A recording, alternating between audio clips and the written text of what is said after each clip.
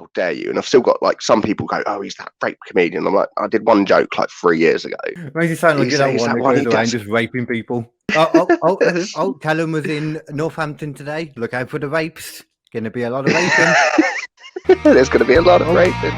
Hello, Internet. You're listening to the In Your House comedy podcast with the Babyface and his fellow funny friend. Now hold on to your butts. Keep your arms and legs inside the podcast at all times. Prepare to have an autographical orgasm in 3, 2, 1. You know, like how like farmers and stuff have shotguns, and I said about like shotguns over here. Like I know someone that got shot in the face with one from a bit of a distance, right? He survived because they spread. They're just built for getting rabbits. And I was telling them that, and they're going, "Oh, you can't say that." I'm like, "That's fine. Like the guy survived." Like, yeah, I mean, like you said, it happens anyway. Like you get. He got a couple of fucking rabbit pellets in his face, didn't he? Like, it's not like America where he's got shot in the face with an AK. Yeah, all the time, regularly, every other day in every other city. That's it. I went to, there was this girl I was seeing like ages ago, and I went to hers for like a night or something. I thought it was hers I was going to. She's in a different city, but it was actually her dad's I was going to. I didn't know this, but still wasn't that strange anyway. You know, I ended up having a smoke with him. He was like one of those generic, in the nicest way of listening, crackhead looking people. And like, an aging one, you know, like he'd had his time, and now he's just chilling. So I was getting high with him, and then he's just like, "Oh, I'm going to show you the stuff upstairs," because he'd mentioned having a grow thing earlier. So I went up with him, and he had a little grow thing in the middle where he's growing stuff. Didn't think to mention the copious amounts of guns around the room, like piled on top of each other. You know, God knows what was going on out of that room. Oh, it's hilarious. There's a few comics I know like that as well, that you go to their places and they've got like ceremonial swords and stuff on their walls, and then you go to pick one up to play with. They're like, "Don't play with that. That's sharp." You go, "Oh, okay." I'm scared of There's a couple that I know that are like ex-military as well, and their flats are just full of weapons. It's hilarious. I don't know what that says about the military. Well, it says they're trained to love their weapons, I guess. Yeah, they're trained to like look after them and, you know, care for them and stuff, haven't they? They got a lot of respect for their possessions. Yeah, you always see the Marines doing it and that, don't you? Well, the thing is, so like my granddad was in the Navy, right? He's a submariner, and he kept hold of this Zippo for like his whole time in the army until like he died, and well, Navy and that. But like, that got handed to me. I've lost it 3 times. Like. I've got it back. Like I've genuinely lost it. Like for 3 times. But it never left his side. It never left his pocket. He always knew where it was, kept it maintained, and all this kind of stuff. And I got it within a week. I'm like, I don't know where the fuck it is. He managed to keep by inside, like through like wars and all these different things, like attacking whatever you do in the army, you know. And then you can't go to a gig without losing it. Yeah, I would be exactly like you, just to clarify, though. Yeah, that's the thing. I ended up buying a second Zippo just so I could take one out, and I just never fill it up. The only time I ever get in the mood, I'm like, oh yeah, it's the summer, and I like having like a Zippo in the summer, but they get really hot, and then when they get really hot, the gas evaporates, and it's just not very cost effective. It's like they run out. They run out generally quite quick anyway, don't they? But they're just so cool. They look so cool. Yeah. Like, flick it open. Pop it open, fire comes up, and you don't even have to, like, you know, you have to have that one motion to close it again. That flick. With a real fucking badass then. It's only next to me somewhere. Let me find it quick. While you're doing that, I'm just going to point out for video watchers, the world's smallest mic, but it works. It actually works. It's tiny, isn't it? Like, someone got this for me a couple of years ago because I was. When they were what they said to me, they just went, "It will be funny for when you go on people's podcasts." And I was just like, "Yeah, cool." And then their sister bought me some tiny plastic hands, which were about the same size. Now, like that woman on TikTok, like that, Call Me Chris, where she does like the thing on her face. So we had, but yeah, so like she's quite a famous like TikToker. She's like one of the biggest YouTubers this year as well, because she's like migrated. But like she does this thing where she's got these tiny plastic fans and puts them on her face. And then I was just making all these videos of like the tiny microphone in a tiny hand and being like, "Hello." It's just fucking ridiculous. I've got to say, are you in no way up to date with what's going on TikTok? Even YouTube, like YouTube, I didn't watch anything on it for a long time, like growing up, because like YouTube started when I was already like a kid and stuff. I'm sure you would have been as well. Like YouTube started like 2005, something like that. Something like that. I do remember it not being massive because I'm 29, so A couple of years. am I a bit older than you, or a bit younger? I'm going to be 31 next month, so you're a couple of years. Oh, okay, yeah. So it came out about the same because I did media at college, and that was when, and that was like there was people like Ray William Johnson doing like =3, and I Justine, but there wasn't like people making good content really. There wasn't a lot of nobody wanted to put their shit on YouTube because they thought it was embarrassing and it wasn't a platform to do it. And I don't know what happened. It's just one day my parents started talking about it. Like, what the fuck? It did. It's become a whole platform of its own now. Like you used the perfect term. But back then, I always thought it more as like a kind of like what you were saying. Like it was like an online you've been framed, little videos like that, back in the day. And I never liked it back then, so I never went onto it. Now it's like a whole thing. You have like companies built around having like a channel on there. Like the wrestling one that I think a lot of the stuff on there as well, when it first started getting not bigger, but like a lot of the stuff was quite childish and annoying. Like, because I remember like the Annoying Orange was one of like the really big ones when I was in college. People used to put that on like on a weekly basis, and it's like, hey, banana. It's just like, oh, not this again. Funny? Like, and then I tell you what changed it. I've just thought about this because this happened while I was in college, and then YouTube sort of got a bit bigger. It's Friday by Rebecca Black. I think. What's the song like? Friday, gotta get down on Friday. I'm pretty sure if you traced it far enough back and you went to that, you looked at like the YouTube analytics, I reckon that and Baby having all those dislikes are probably the inception of YouTube. Yeah, Baby by Justin Bieber in it. Oh, thank you for clarifying with Justin there. No, I can't slag off Justin Timberlake. He's all right. Yeah, he is. Justin Timberlake. I mean, that's the worst thing as well. Justin Bieber actually kind of I appreciate his voice. I appreciate that he's a musician now, but he's just a dick. Just a dick at the same time. Yeah. Someone showed me a video a little while ago of him playing drums though, and he needs to start a punk band and just sit at the back because he's got the sort of attitude for one anyway. He's a musician though. Like he would never go to being a drummer though, because us drummers aren't musicians apparently. Oh, I've heard that before. It's a load of bollocks, isn't it? Like, I mean, it bugs me. Yes and no, to be fair. As a drummer, I will say, no, we're not generic musicians, to be fair. But it's like saying like a goalkeeper's not part of a football team, isn't it? Because like but no, they do something a little bit different to us, but it's very vital. Yeah, like, it's a very good point, yeah. Regardless of genre, I think the majority of music has some kind of percussion to keep it in time. Mm-hmm. And even if it doesn't, they use like a metronome to keep people in time. Yeah, there's always something, even if it's not a person, then it can be a machine, which is the worst part when your whole job in a band can be completely taken and done well by a machine. Yeah, I think most jobs can be done by machines now. Done pretty efficiently, can't they? That's also another fair point. Yeah, it's even certain things like luckily with arts and stuff, computers aren't very artistic yet.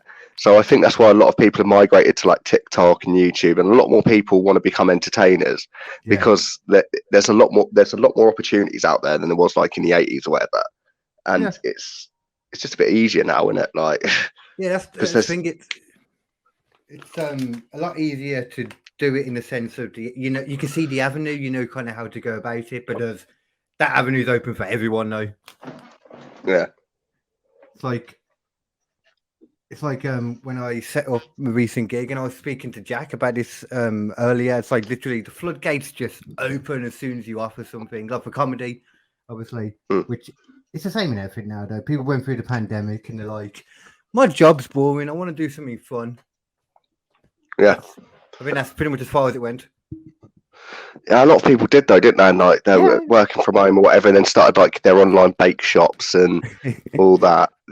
The amount of people that I know that started failed businesses There's one I saw. It really bugged me. You know, buy and sell pages, like in your local area. So I bought this teddy bear for someone like near Christmas, and it was like it's from Asda. It was £3, and it was just a snowman, a small snowman with a little like hat, a Christmas hat on, right?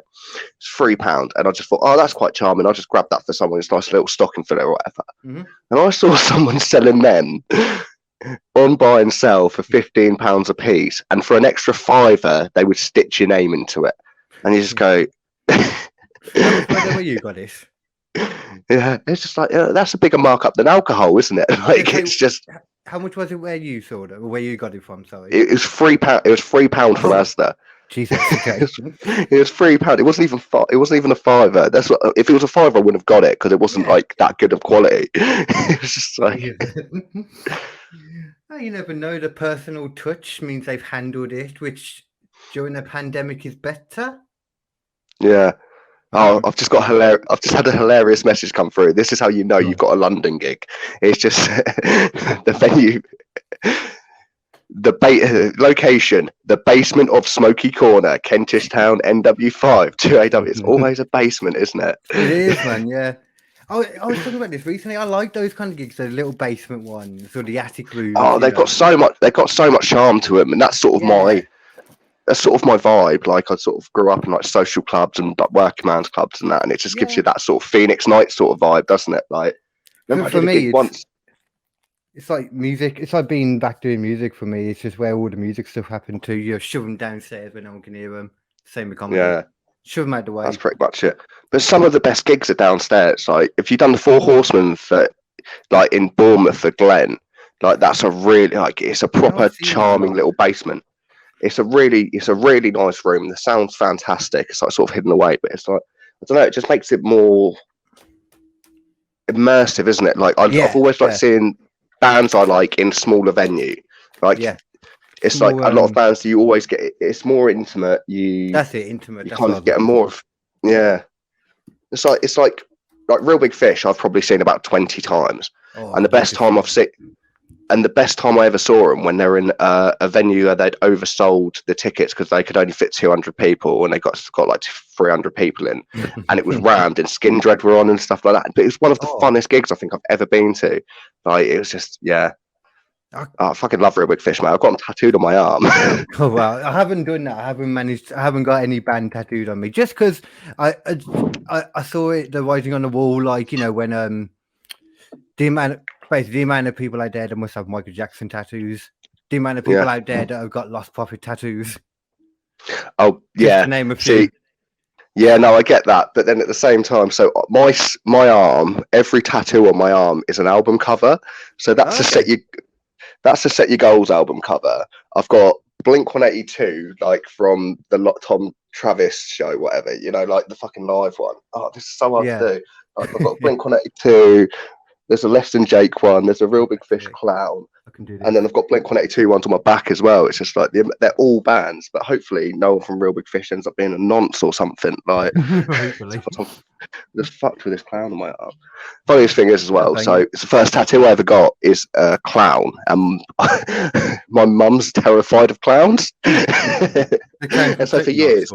It's the clown. It's a Real Big Fish cover called Cheer Up, but it's just this scary looking clown. He's grabbing Aaron Barrett round the face, round the neck. He's really aggressively pointing at him, and he's shouting "Cheer Up" at him, and it's just really fun. I've always liked that. It's one of I think it's the first album I bought with my own money, so it's just like. Haven't they got a song called Pennywise, or it's a band that's like them?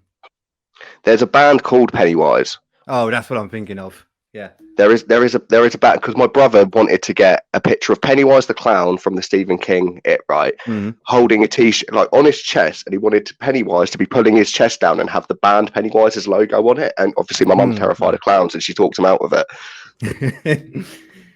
Well, if it's on your chest, I mean, hopefully your mum's. Well, actually, I was about to say hopefully your mum's not seeing you topless too much, but I always walk around topless all the time. What I'm about? I do it. Huh? I was working somewhere a couple of years ago, and I walked into like the back office. You know, like when you're a bit late and you're just trying to like rush to get ready. And so I'm just quickly getting changed. I don't mind getting changed in front of people, so I just take my top. And like my boss turned around to me, which just went, "Oh, I didn't know you had loads of tattoos, Callum. And I went, yeah, it'd be a bit weird if you did, wouldn't it? You are my boss. Just knew every bit of your body for no reason. Because all of mine are in hideable places, because it's always something my old man got drummed into my head when I was a kid. Just like no matter where you get them, as long as you don't get them past your wrists and you don't get them on your face or your neck, no one can discriminate against you for having them, because no one even knows. Like, yeah, no, I get that completely. Obviously, the world's a lot looser with them now as well. So I thought about getting my hand tattooed. That's why I was one of the first things I did was get my hand done and my fingers done, because knowing that people always judge you for having the ones on show is exactly why I did. Because I was like, I don't want to be working anywhere that's not going to let me work there because I got a tattoo. I don't want that. I don't think that's not allowed. You shouldn't have to get drug tested for jobs as well, for example, in my opinion. It's just as long as you're not high while you're operating machine. While you're working, yeah. What you do in your own time is your business. It's what annoys me with like this whole cancel culture thing. Like a lot of the stuff is just like people kick off at me, right? And they kick off that stuff that I haven't even done in comedy. It's just like my personal life and comedy is separate. Like, you know what? On stage, I'm an act. We got straight into the conversation. I had like my little intro bit I was going to do, but I was going to mention in NAS. I don't even know if I mentioned your name. Callum Prior is on the show for anyone that doesn't know, but I think most people probably know you by now anyway. And your names, they've already clicked your name to get here, actually. So yeah, probably quite obvious. But one thing I was going to say is that both of us seem to be like heat magnets in the comedy world. It just seems to be the way. It's because I had this conversation a little while ago with Griff, because I was getting a lot of shit and you were getting a lot of shit about something. And he said to me, he was just like, the reason people were getting shitty with, because it was when I was running the bandstand shows, right? And you were doing comedian, the quiz or whatever. Yeah. And like, but you managed to get it on Joke Pit and people got jealous. Yeah, I got an article written about me for running 13 shows at a bandstand when everyone was telling me not to do it. Like, all the comics that told me not to run those shows, I went, we don't have to come, but we want to do it. So let us do what we want to do. Don't tell me what I can and can't do. And it's just jealousy, I think, a lot of it, because people still bring that up now. They go, you're that idiot that did the bandstands. I'm like, yeah, whatever, mate. I had an article written about me in a national paper.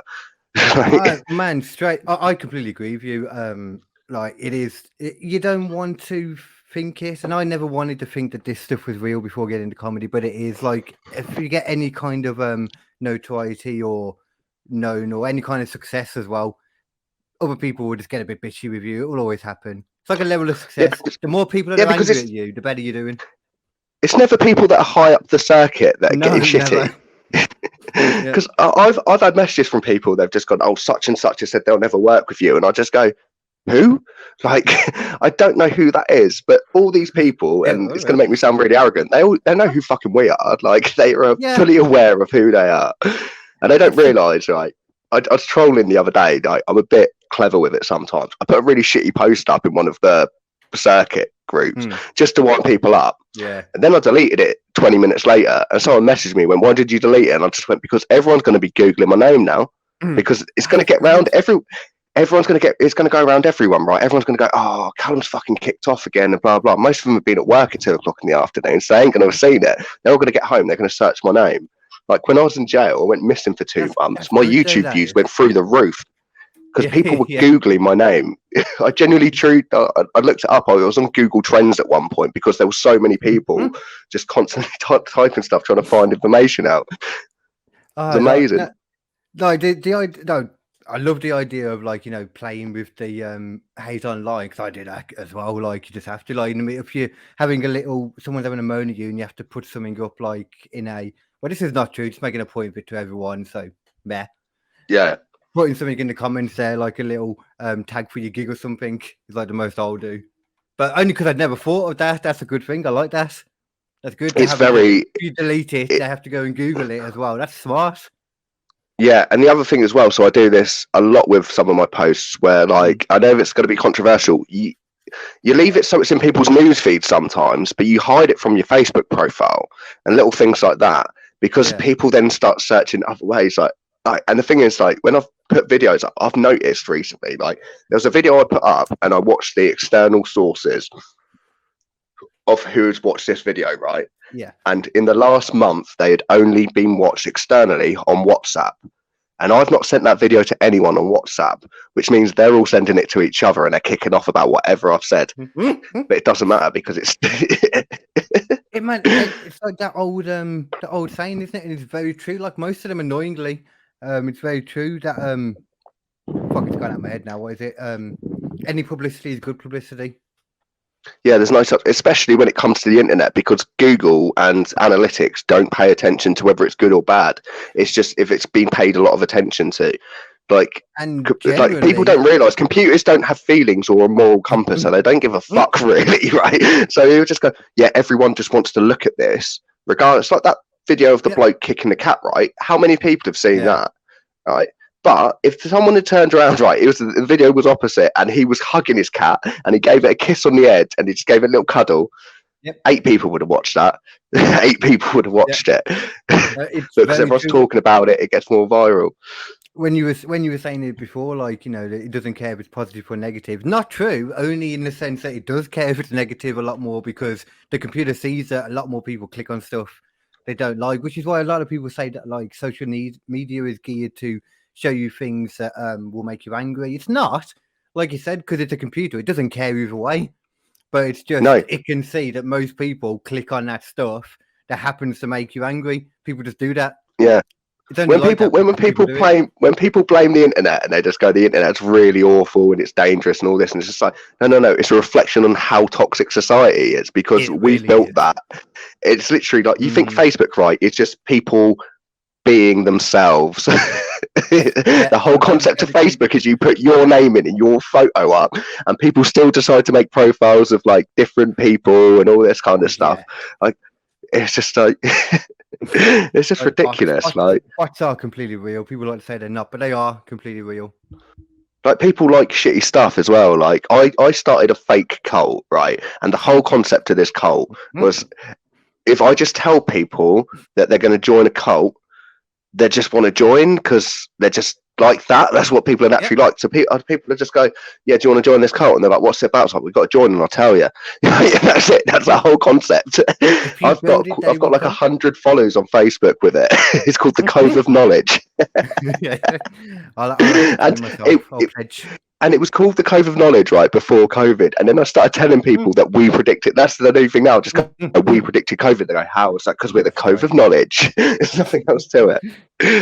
That's fucking great. It's because I was having a conversation with someone. And I was convinced. I'm like, people are genuinely stupid enough and like don't care enough that you could tell them genuinely that they're joining like a sick, twisted cult, and they're like, got nothing else on this week though, really. So I might as well just do something. Like, they're all lost.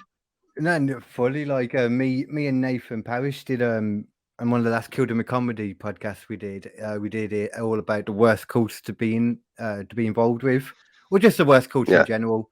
He was the one that brought them all over, and there was some crazy ones, like the stuff that people would not only believe but actively like push onto other people.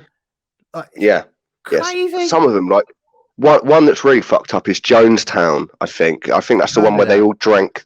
They all put like the same outfit on and drank like this punch with like poison in it and stuff, and they all just sort of killed themselves trying to get to God. But I watched a documentary about.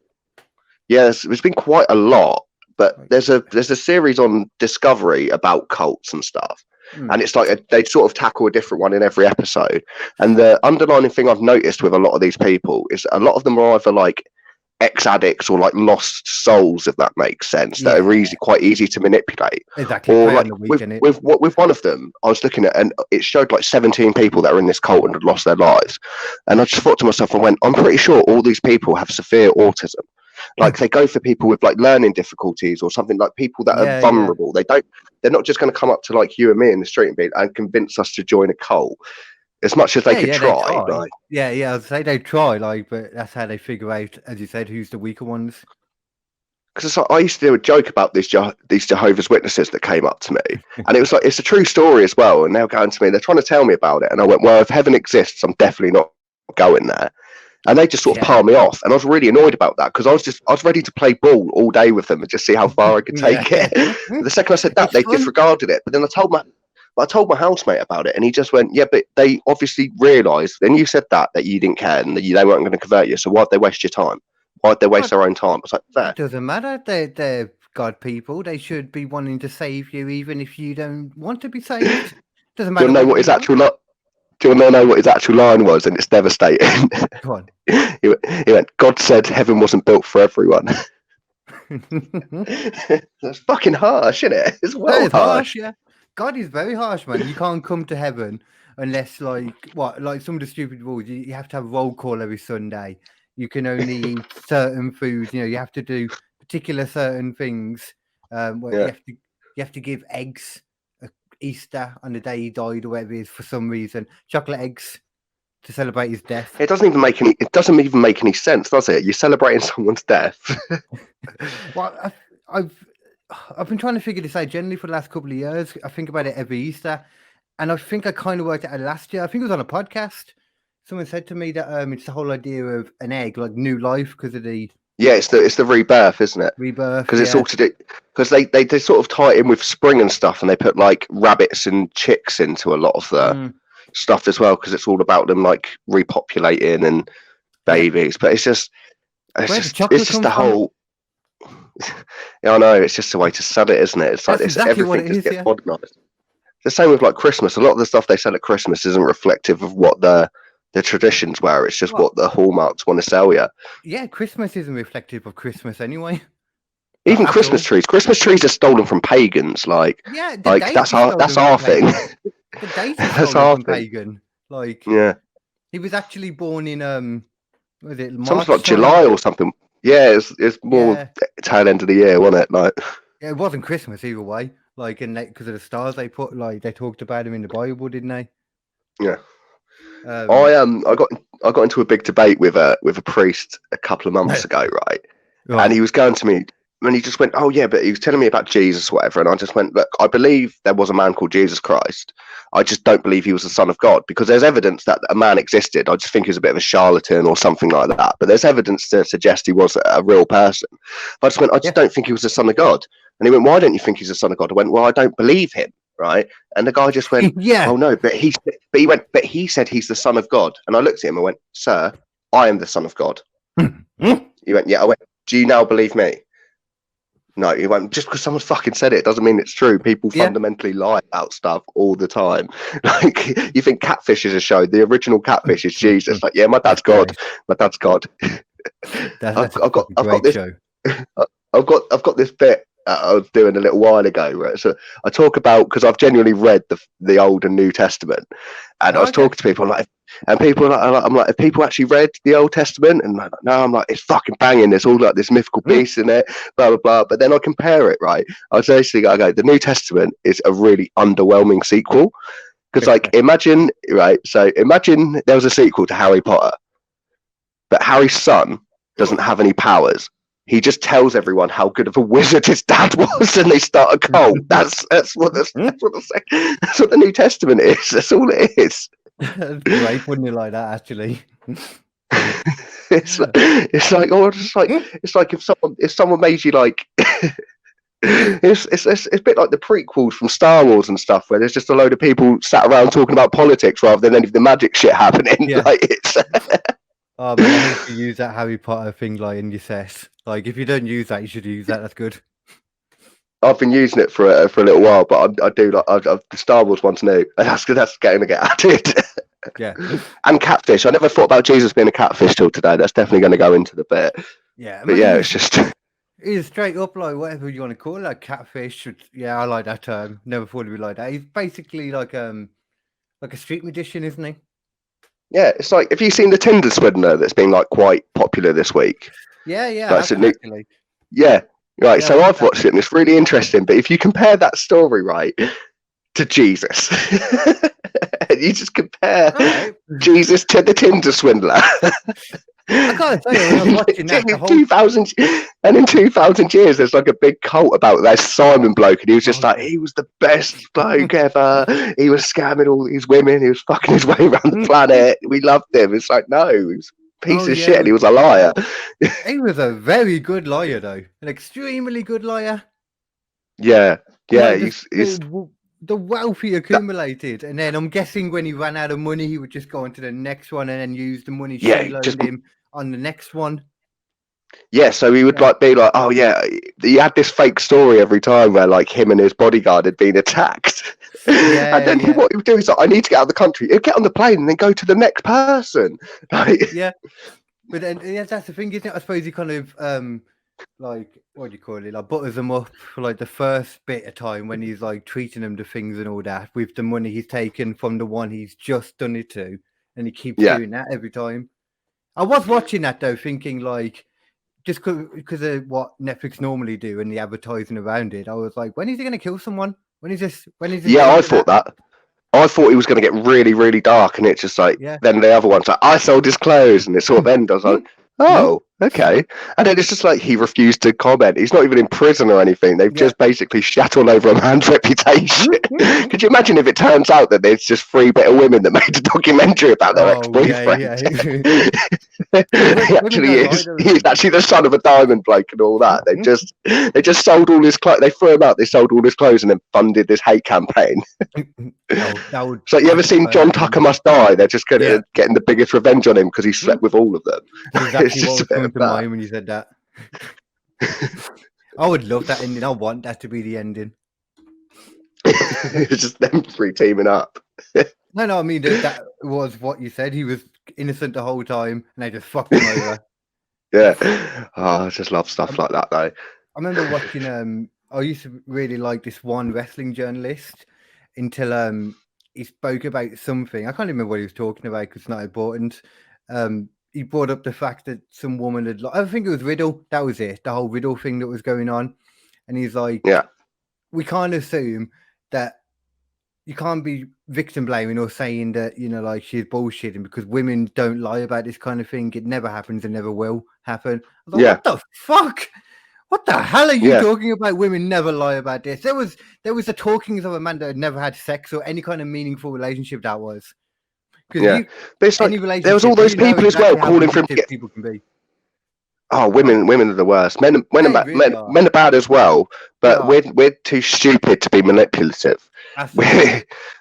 We turn into like lovesick puppies. We just go okay, and women are very, very methodical and focused about things, and they meticulously plan stuff. And it's always annoyed me where people talk about women being of a lower class because like not of a lower class, but you know, like that had like a harder time because I was always raised to put like women first and put them on a pedestal. So it was always been a bit weird to me when they talk about like being oppressed and stuff. And I went to school with a load of women and they all got better grades than me. Most of them have got better jobs than me right now. They're all making better money.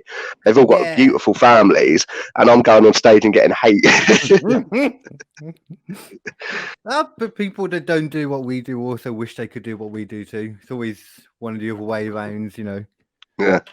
Although I went, but the first time I ever showed my mum my stand-up, she looked at me and she went, "Well, you're very brave." That's what you want back. You're very brave. From my friends, like, but you're not funny though. Like, oh, fuck you. I'm hilarious, and you know I am. Fuck you. And I've had the one that I get a lot, and it bugs me shitless. They go, "Tell me a joke." I don't really tell. I've got a couple of lines, but I tell stories. Like the majority of us just tell stories about ourselves. Like stand-up's definitely evolved from. I've been on gigs with so many one-liners, and I've always felt it's cheap in a way. It is. Because the whole premise is if you don't like that bit, you know, they're just going to move on to the next one in 20 seconds anyway. So they're going to get generic laughs. This is the thing. But with me, I think it's. So go ahead, and I'll say what I was going to say after. I was going to say it's harder to get people engaged in a story you're telling and get them to laugh at like a real story that's traumatized you, but you still made fun out of. Like that's hard to do, yeah. See, I agree with what you're saying about one-liners, and I say that as a bit of a one-liner comic myself, but I'm not at the same time. Like I've always said this when it comes to any jokes. Like one of the most important things that no one ever really talks about is, you know, it's always about what you say and how you say it more than anything. But there's also when you say it. How you go about like getting to that point when you say structuring everything is really important. And there's so many elements to it as well. Even your body language and your tone of voice and stuff. It all really affects it. Like my whole first bit, and then I do a song, and then my next bit after is all kind of keyed around like one-liners, but I'm telling a story through it. So I don't know if you could really class them as one-liners. I suppose I'm just weaving together one-liners with a story, essentially. See, I do get it in a way as well, because like when I write a bit, it's normally a story that's got like a funny ending, and I'll go back through the bit and just go, okay, this is getting a bit wordy with exposition. I need to throw a gag in here or something just to lighten it set every now and again. So I've got like a couple of lines in it, which I just do just to make sure the audience is engaged. But it's all built into that big one at the end a lot of the time, isn't it? Rather than just laugh after laugh. Yeah. So like exactly what you mean. Like you start off with like, you know, where you want to go, and then you're just building a joke to get to there. But then if it gets too long, you throw little bits in there. I've started trying to pick apart and analysing like a lot of stand-ups, and I'm watching them on the telly and stuff more now. Like really going out of my way to watch stand-up. I never actually did that very much, but I'm really trying to analyse it now and figure out what they're doing. And that's one thing I've noticed. It's a lot of stories building something at the end, but there's always little jokes as you go in to keep you in tune to it, I guess. Yeah, even Jimmy Carr, who's regarded as a one-liner comedian. Well, he's not really regarded at the moment, is he? But like, he's regarded as a one-liner comedian. He'll still be telling like a 10-minute story with a load of jokes in. That's still a story of a gig he did or something like that. He makes this point himself. Like, he is extremely good value for money. The amount of jokes he does in 1 hour and a half set, and remembering them is something that I really well done, sir. How you remember that much? I have no idea. I struggle with 10 minutes. I remember I did a paid gig once and I felt a bit cheap afterwards because I was like, I only told 4 jokes, right? But I was on for quite a long time. There's like in my head, like 4 jokes that are actually 4 very long bits with multiple jokes and complex parts to them. But it's still like in my head, I'm like, that's just 4 jokes. That's just 4 little bits that I've written.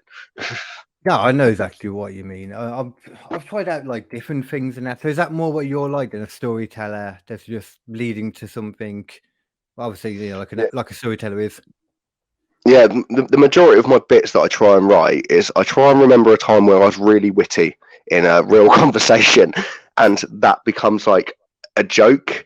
Like there's one joke I do, and it's genuinely a true story, right? It's like, so the day after they killed bin Laden, I went out clubbing, right? Not related to it, but it was just night to go clubbing, right?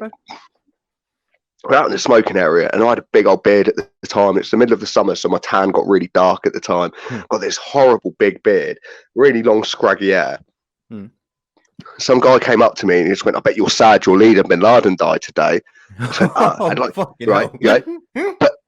I'm quite quick, right? So I just looked at him and I don't really give a fuck what I say. If someone said something like that, oh, you shouldn't have that point, man. You just had a full-on racist thing thrown at you. Yeah. I don't like So I looked at him and I just went, "No, mate, it's all right. I've been promoted to management. It's been a good day for me, right?"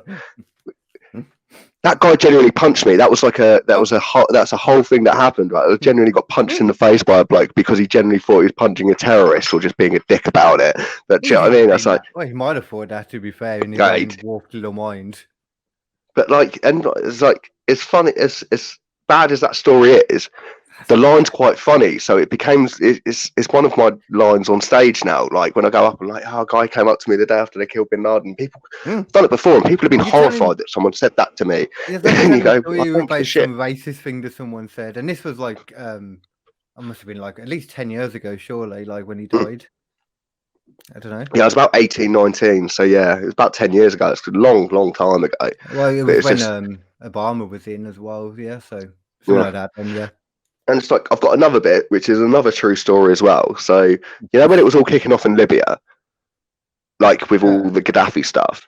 Yeah. Oh, that. Yeah. One of my friends pointed out at the time, the resemblance was slightly uncanny, but he pointed out that I looked a little bit like Colonel Gaddafi. So for years, I don't know. You haven't got a melting face. No, not anymore. But I did at the time. I'm aging backwards. But all of my friends just started calling me Gaddafi. That'd be really cool in like 5 years, but give it like 15 years, and that's going to be wounded. It's gonna be brutal. Sex with people, and you got a baby I'll be back. dodge. Yeah, but like, Maybe yeah, if I for just years, fucking all these people I'm friends with are going, oh yeah, Gaddafi. Like, some people didn't know my name; they just knew me as Gaddafi. Like, it just became like a proper nickname. And so the day he got killed, Oh, 35 people thought it'd be funny to write "Rest in Peace" on my Facebook wall, and my oh nan God. saw it, didn't know the joke, and so she just started the grieving process. Blacked out curtains, like all this. You know what? You say And then this, and I vaguely I phoned her. think. I had to phone her and explain to her I wasn't dead, right? And I phoned her up. She'd already deleted my number. She's like, "Who's this?" I was like, That's so I didn't sad. want to look at your phone Like, number anymore because it reminded me of you. I'm so happy you're alive. Oh, fucking hell! Sorry. and no one else told her as well. No. She saw all that about 7 in the morning. I didn't call her till 2 in the afternoon. Bless At her. least it was She had a only. good It wasn't day. too long. Yeah, that would be suck for her until that point. But after that, it was probably a lovely day for her. She would have been on such a high. A baby grandson's still alive. He didn't die off in Libya somewhere. Didn't die. And when I explained the joke to her as well, she was like, "So if it makes you feel better, dear, he was quite good looking when he was your age." I'm like, I don't know how to take that. Because she's basically just agreeing with them, isn't she? She was agreeing with the people that were calling me Gaddafi. It's all right because he was hot, dear. It's like, okay, fine. It could be much Bless worse him. in that case. Yeah, that's it.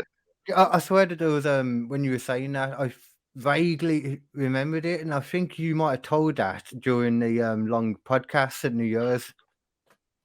Oh God, yeah, that's a massive blur, isn't it? Yeah, exactly. I was going to say it's a massive blur for me. I remember It's a like good way. half It's an a hour good way to bring in a new year. But I spoke to Leanne the next day, and she's like, "That was really fun, but I have no idea what we were talking about." Same. I haven't gone back and watched any of it. I'm scared to. I don't want to. It's just out there in the ether. Anyone want to see us all drunk up, and me especially for 7 hours, then go back and watch that. And like, there's points where, like, I remember people were shouting at each other, and it's hilarious. Yeah, there was like 7 of us up or something. Yeah, it was fucking hilarious. What a way to bring in the year. But I remember that video that kind of Gaddafi dude. That was brutal. It was the one we do on top of the tank and stuff, isn't it? Yeah, they all went and ransacked his place. So one of them's like, "Yeah, I've got his hat," and everyone's like, "Way!" Tearing statues down and stuff. They get so happy. So happy that they murdered someone. Yeah, I can't really blame them. I mean, USA literally does exactly the same. Like with what you were just talking about, Bin Laden. Like, yeah, it's not like he even got brought back and put in prison. Dude got shot and thrown off a helicopter. I mean, shot him in the face, threw him off a helicopter. Well, it's like, I don't know if you remember, right? But do you remember Saddam Hussein when they caught him? I do remember Saddam. And they hung him. Do you remember that? Do you remember that they streamed it? I didn't know it was streamed, but I know there was a video. They streamed the hanging, yeah. So we watched it live. Me and a couple of lads from school. Yeah, because one of my mates, we all went back to mine after school because I lived the closest to school. And we've gone into my house and he's run upstairs. He's gone up. He's like, "Come on, we got to watch this now." We're like, "What we're about?" It's like, "We're watching history." What do you mean we're watching history? And I saw a man hang. I mean, it's kind of history, though. It really is. Everyone knew Saddam Hussein because of South Park, for me, more than anything. South Park. Because he's banging Satan. Yeah. It's hard to forget the dude is banging Satan. Yeah. And then having to figure out who funny, he is. It's just so you could people did. There was no filter back then on the internet. Like there wasn't even I think adult locks and stuff or child locks for stuff. So it was just you could find the most brutal stuff. The only reason people have a bit of a filter now is just because they're afraid of getting heat. Like we were saying before, they don't want a load of heat to come back on them. Well, I've had an overwhelming amount of support recently off a load of comics that have also told me that they don't want to like any of my posts on Facebook at the moment in case it gives them backlash. They're just like, "No, I'm on your side, mate, and I have your back in the dark." But it's just not ideal. Yeah. So I guarantee I'll probably like support most of the stuff you said. I take it bit by bit though. So like depending on what you said, I'll have a look at it, and I'd probably support you anyway. I don't know what you said. Yeah. Yes. Oh no, it's just because I went to jail and people got shitty about it. Oh, that's a stupid reason, like to get shitty at people. Like I don't know if it's rude to ask you what it was for, but I don't think it matters either way anyway. Personally. It was. I went to jail for a breach of bail, so there was no contact order with my. Yeah. So there was a my ex-girlfriend had accused me of a load of stuff that wasn't true. So they put a no contact they put a no contact order on it until the trial, because there was some things they wanted to look into and get evidence, or supposedly get evidence, whatever. And then she just wouldn't stop ringing me, and so eventually I ended up seeing her for like 3 days. And when she'd had enough, she phoned up the police and went, "He's breached his bail." Like, how has he breached his bail? Well, he's been around my house for 3 days. Well, how did he get round there? It's like, well, I picked him up, but and I said all this. I said all this to the judge. Right? When I said she called me. She turned up at my address. This was on her, right? And he went, "She's not the one with bail conditions, Mr. Prior." Fuck you, mate. No, I get like the logic, you know, like you're the one that had like conditions on, so you're the one that should have thought not to. But at the same time, the conditions are based on what she said, and that can't be the situation. Or if she's going to pick you up, well, it's just, obviously, you know, you can't say that. But yeah, that's. Well, someone called me the other day, and they just went, "If having a criminal conviction is getting people booted off the circuit, comedy's dead." Oh, yeah. Like, everyone's had something with the police in general, in some manner, anyway.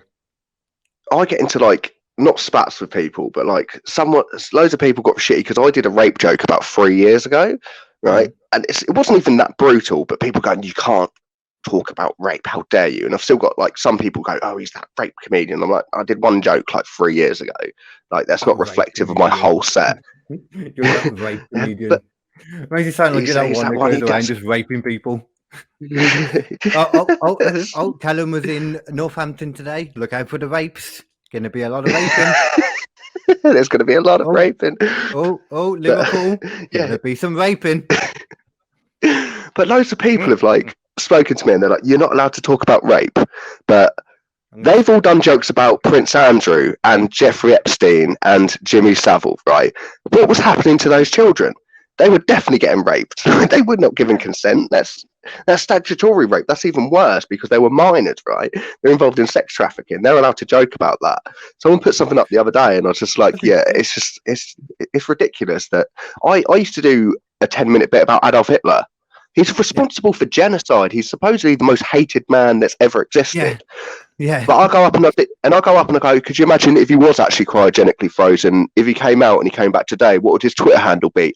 @Dolph Hitler, and people are fucking creased up. Do you know what I mean? I like that actually. That's some good wordplay. @Dolph Hitler. Yeah. @Dolph Hitler. Yeah. Do you know? Dolph Ziggler, and then I realised how it went. That's that's good. That's how I came up with the joke. Yeah. I saw his Twitter handle and I thought, because I think his Twitter handle is something like @Nicky or something like that. I think it's something like his real name, or like @the show off, like, or something. Dolph Ziggler heel, something like that. Oh, that's it. But yeah, I've seen it, and I just kept on thinking to myself. I was just like, Adolf, and I just started thinking. Could you imagine if he dyed his hair black and grew a moustache and just started zigzagging everyone who was Jewish? Like, oh yeah, they take the name just like, before Volta debuted. They'd have given him the name of, what was it now again? I'm trying to remember what it was. I can't remember. Gunther Stark. How was it? Yeah, Gunther Stark. Which for anyone who doesn't know, which you probably wouldn't, because most wrestling fans didn't know who this was until everyone started googling when you heard what Volta was called. This was a captain of a Nazi U-boat. Yeah. He wasn't exactly an overly famous one though, was he? No, but it's still. I think the funniest bit of that though, in Nazi, why are you calling you Austrian guy? He's Austrian as well, I think. Volta. Yeah, he is. Yeah. Oh, what I find funniest about that segment though, you know, when they changed his name, is that he did it after the match, so he'd already been announced and the title graphic came up with the old stuff. So they were still committed to Walter at the beginning of the match. And then at the end of the match, he's like, I'm now Gunther.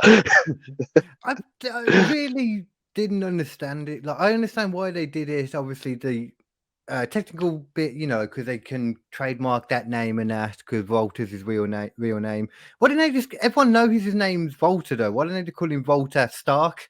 And do that. I've got a theory. I do genuinely have a theory about this, right? So Chris Hero, was Cassius Ohno in NXT. Oh no! When he that's not that. when he was released, he was telling. I saw him on a podcast, and he was talking about. They're like, "Well, why did they change your name?" And he went, "Oh, I changed it because I wanted to. If it didn't go well in WWE, Chris Hero was still a commodity back on the Indies. They couldn't ruin his old name." But you say, like, imagine Adam Cole went into NXT and just got buried for 3 years. He wouldn't have had the debut in AEW that he had, but it's because he was so over, they used his name. Same with like AJ and stuff. One of the few names they used that actually did really well with Adam Cole. Like, old NXT was better, but I still don't think it's a great thing that everyone said it was. It had its moments, like the older NXT, like Zayn Neville was a really good feud and a really good, well drawn out story. It was there's just been some bangers on it. I think that's more that. It's like Sami Zayn and Shinsuke Nakamura, like matches like that. Cesaro and Sami Zayn, and like it was like the Sami Zayn just winning the title kind of times when I came into it. I know about all the stuff that happened before that, but it was Sami Zayn winning the title and Kevin Owens debuting. It was all that time when I started. Yeah, and then it sort of it spiked at one point and it got really big, and then I think Finn was like the biggest merch seller, and then they and then the second he sold all that merch, they just started overplaying what it was. I think, didn't they? It was just like, this is like the third brand now, when it's not developmental, but you're just impressed by a lot of the work rate. Because I didn't think, like, when Adrian Neville was the champion, he was a good champion in NXT. He still wasn't ready for the main roster. Like he wasn't there yet. Bo Dallas had the NXT title before him. Do you know what I mean? Bo Dallas. He was running around going, "Oh, believe." Exactly what I was about to say. I didn't see that, thank God, because I don't see how. Do you know who he won it from? Do you know who he won it from? Was that? He won it from Big E, and he pinned him clean. Jesus Christ! Because Big E used to have this gimmick, right? This is how far back this goes. Yeah, he used to pin people for 5 seconds. So the ref would get to 3, and he'd do the last 2 himself. I've seen that before, like a weird promo in the back about you gotta have 5 or something like that. Yeah, it's so funny. That was you made me think that a second ago. Like, as you were saying about Neville not being ready on the main roster, like they always say, don't they? No one's tall enough, basically, in NXT, and you realize that when they come to the main roster, and that's why they never get over. But this is something I found strange. Like Big E lately winning the title and all that, becoming WWE champion. He's a short dude. Like, I'm really surprised he got that. And I'm really not a fan of him as a champion, like everyone else seems to be. I was happy when he won the title, but I wasn't a fan of the run. I'm a fan of him, if that makes sense. I like him. Like how they did it, but you liked him. But the same thing, like I like Drew McIntyre, right? But I hated his title run. I thought that was awful. Same with Kofi. Kofi's title run was awful. There's been a lot of, and you compare that to what Roman's doing right now, which is arguably some of the best stuff in pro wrestling at the moment. I'd say definitely.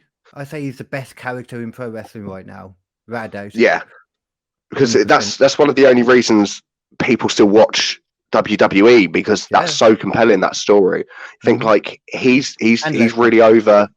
Lesnar's really over. And like Becky Lynch, the women's division is one of like I was watching it the other day, and like definitely, it's like what they're doing with Sonya Deville at the moment is fantastic, isn't it? Like, yeah, I like her. I like that. I've always liked Sonya Deville. You just think like there's something good they could do with her, and she's just become this authority. It's the same thing they did with Baron Corbin a couple of years ago, isn't it? It's like there's the heel authority figure. Yeah, actually, they're going to get loads of heat, and then they're just going to get buried at WrestleMania. So someone's going to squash her at WrestleMania in about 5 seconds. That's it. Yeah, I tell you what, I love watching Happy Corbin. Like I could listen to them for ages, and some of sort of Roderick Strong. Some of his jokes, no, not Roderick Strong. What's his name? Midic Ross or something Ridiculous, like that, yeah. isn't it? Some of his jokes are actually quite funny. Yeah, it's not. It's good. I like Corbyn. Spokesman, I know a man. lot of people shit over Baron Corbyn, but I think he's got a good moveset.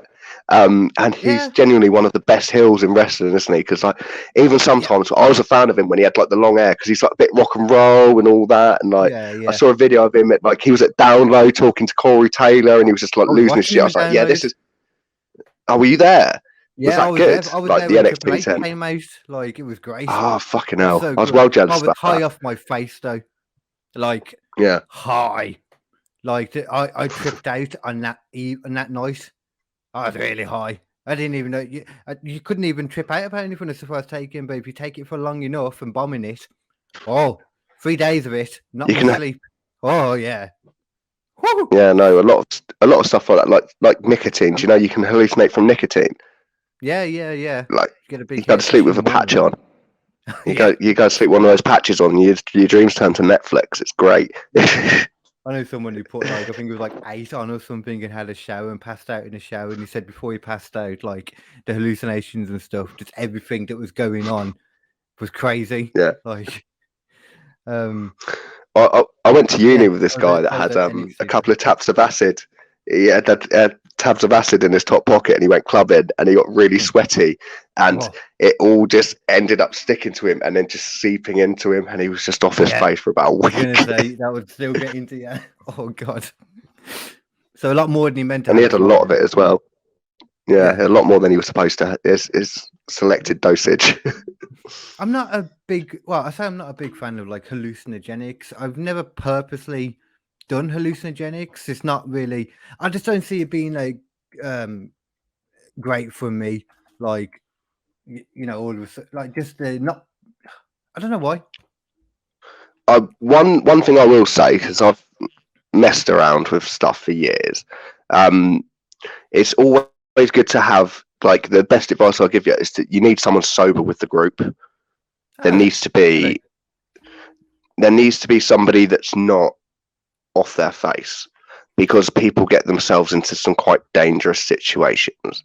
And everyone becomes erratic. And there's even, I remember once there was 2 lads that I knew, and they were like best mates before, and they just decided to have an argument. Then we had to separate them in someone's house, and they were both looking for knives. And you just go, what the fuck is going on? We can't be here when this happens, you know? Just trying to calm them down. I want to just go, I'm going to fucking stab him. Yeah, people do get weird.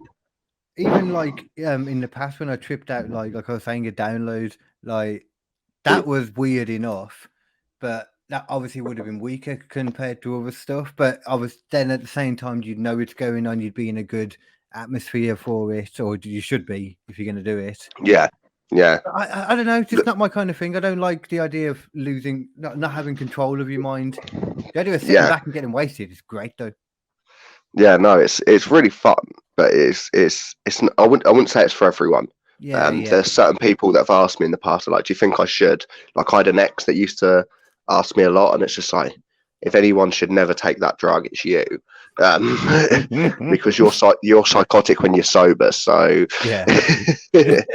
I've heard a lot of people. Well, I say a lot of people. Joe Rogan in it, like, for example, he always talks about the good side.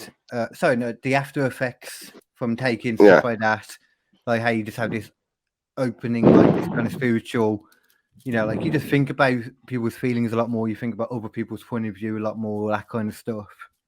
I very naturally do that anyway, so I don't even feel like I need it for that. Yeah.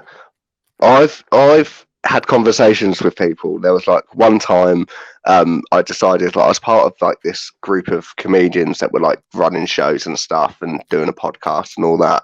And I was doing all the graphics for them and stuff and all their posters. So they're sending me all this stuff. And then one night, you really I'm just are like, a Portmouth me. I know. It's like, comedian podcast, putting on random gigs in random places. Yeah, that's pretty much it. We're exactly the same. That's why we're kindred spirits. We go so well, isn't it? But I messaged him one day and I just went, lads, I've decided I don't want to be part of this group anymore, and I came to a realization last night, and blah blah, this really long typed out essay, And they just went, "We're not accepting this because we know you took mushrooms last night." Someone else just went, "Ride your cum down," and then speak to us. And they're like, "How do you feel?" I'm just like, "I don't know." They're like, "Yeah, like it's like a life-changing experience." Was that during the come down or just before? Like, because I could see it being either way, you know. I've probably still a bit up on them, to be fair, but yeah, it was just the come down's awful. Have you ever seen BoJack? Like BoJack Horseman on Netflix? I haven't like watched it, but I know what you mean. There was an episode of it, and I watched the third series. I think it's the third series, and I was coming down off acid. And one of the episodes is set underwater, so you can't actually hear anyone speak, but they're all mouthing. If that makes sense, it's like a bit like a noir sort of thing, and it's just about like this. Doesn't sound like the right thing to be watching though when you're tripping out. Still, I thought I was broken. Like I was just like, oh no, taken too much, and I've lost my hearing. And then the credits, like, and there's audio in the show, like, and there was like sound effects and music and all that. Yeah, but there just wasn't people talking, and I was just like, I've lost the ability to understand horses that talk. When I had that ability still like normal. I can't believe it. My life is ruined forever. So I can no longer understand this talking horse. It's like Ricky Gervais about the snake when God punished Eve with having to forever go through childbirth, and he punished the snake by forever having to crawl on its belly. And the snake's like, "But I already crawled on my belly. That's not the same as what she." Oh yeah, I know. Oh, this is so hard crawling on my belly. Oh, I wish I could fly like normal. Great. Oh, it's hilarious. I love Ricky Gervais. Yeah, I am. A lot of people aren't that into him, though. I've noticed that. A lot of people are shitting on the third series of Afterlife. I just haven't watched it. I haven't watched that, but at the same time, I don't know if I'll bother watching it because it's a third season of Afterlife. And I thought it was played out after the first series. It's There's only so long you can show someone grieving, like, because really, once he's moving on with his life, he's moving on. There's always, with anyone, there'll always be that element of that you remember them, and it's just a bit. Yeah, I agree with what you're saying. Once you get to that point, but yeah, it's written. Like, he tried crack in the first series, didn't he? Yeah, he smoked crack. Didn't someone OD on heroin or something? He's like, yeah, take heroin in my house. It's fine. Oh, the hobo. Yeah, that was it. Oh, he got high with a hobo as well. Look. No, he got high with a hobo as well, didn't he? But I think the hobo robbed him in the end. Yeah, that's everyone's dream, is getting high with a hobo. I've got high with hobos before. Not heroin. Got had many spliffs with people. I think they've been homeless. One guy seemed pretty homeless. He never overtly said he was homeless, but he looked pretty homeless. Yeah. He smelled pretty homeless too. So there's quite a lot of homeless in our area, and what I learned when I was working in the phone shop was that the majority of them do actually have a place to go. But where they go, the place that they go tends to be a crack den or basically somewhere where they're requiring drugs. And what happens is about 5 o'clock in the morning, they all get dropped off by the dealer. He drops them off in the town centre and just goes, okay, go to work. And they consider begging for money going to work. Some of them do. Not all of them, obviously. Like, there's a forest near me, and I found a little shanty town that they'd built. There was like three huts. They've got like tarpaulin on the inside and all that. And then like in one of the bushes, there's like a camping chair with a hole cut out. We've found a couple of them in our day, like back when our day, like we used to, when I was younger, we'd be all around like there's these fields and forests that come off, like, and a graveyard which you go through to get there. And we had all these different like spots to chill at, like they all had names as well, and some of them were like random places that were blatantly built by hobos. Like there was a proper, we called it the Rit, the Red Indian tent. And it was proper, like, weaved in and out with sticks and stuff, like a proper wall, and then like a roof, like a proper little, covered tent thing.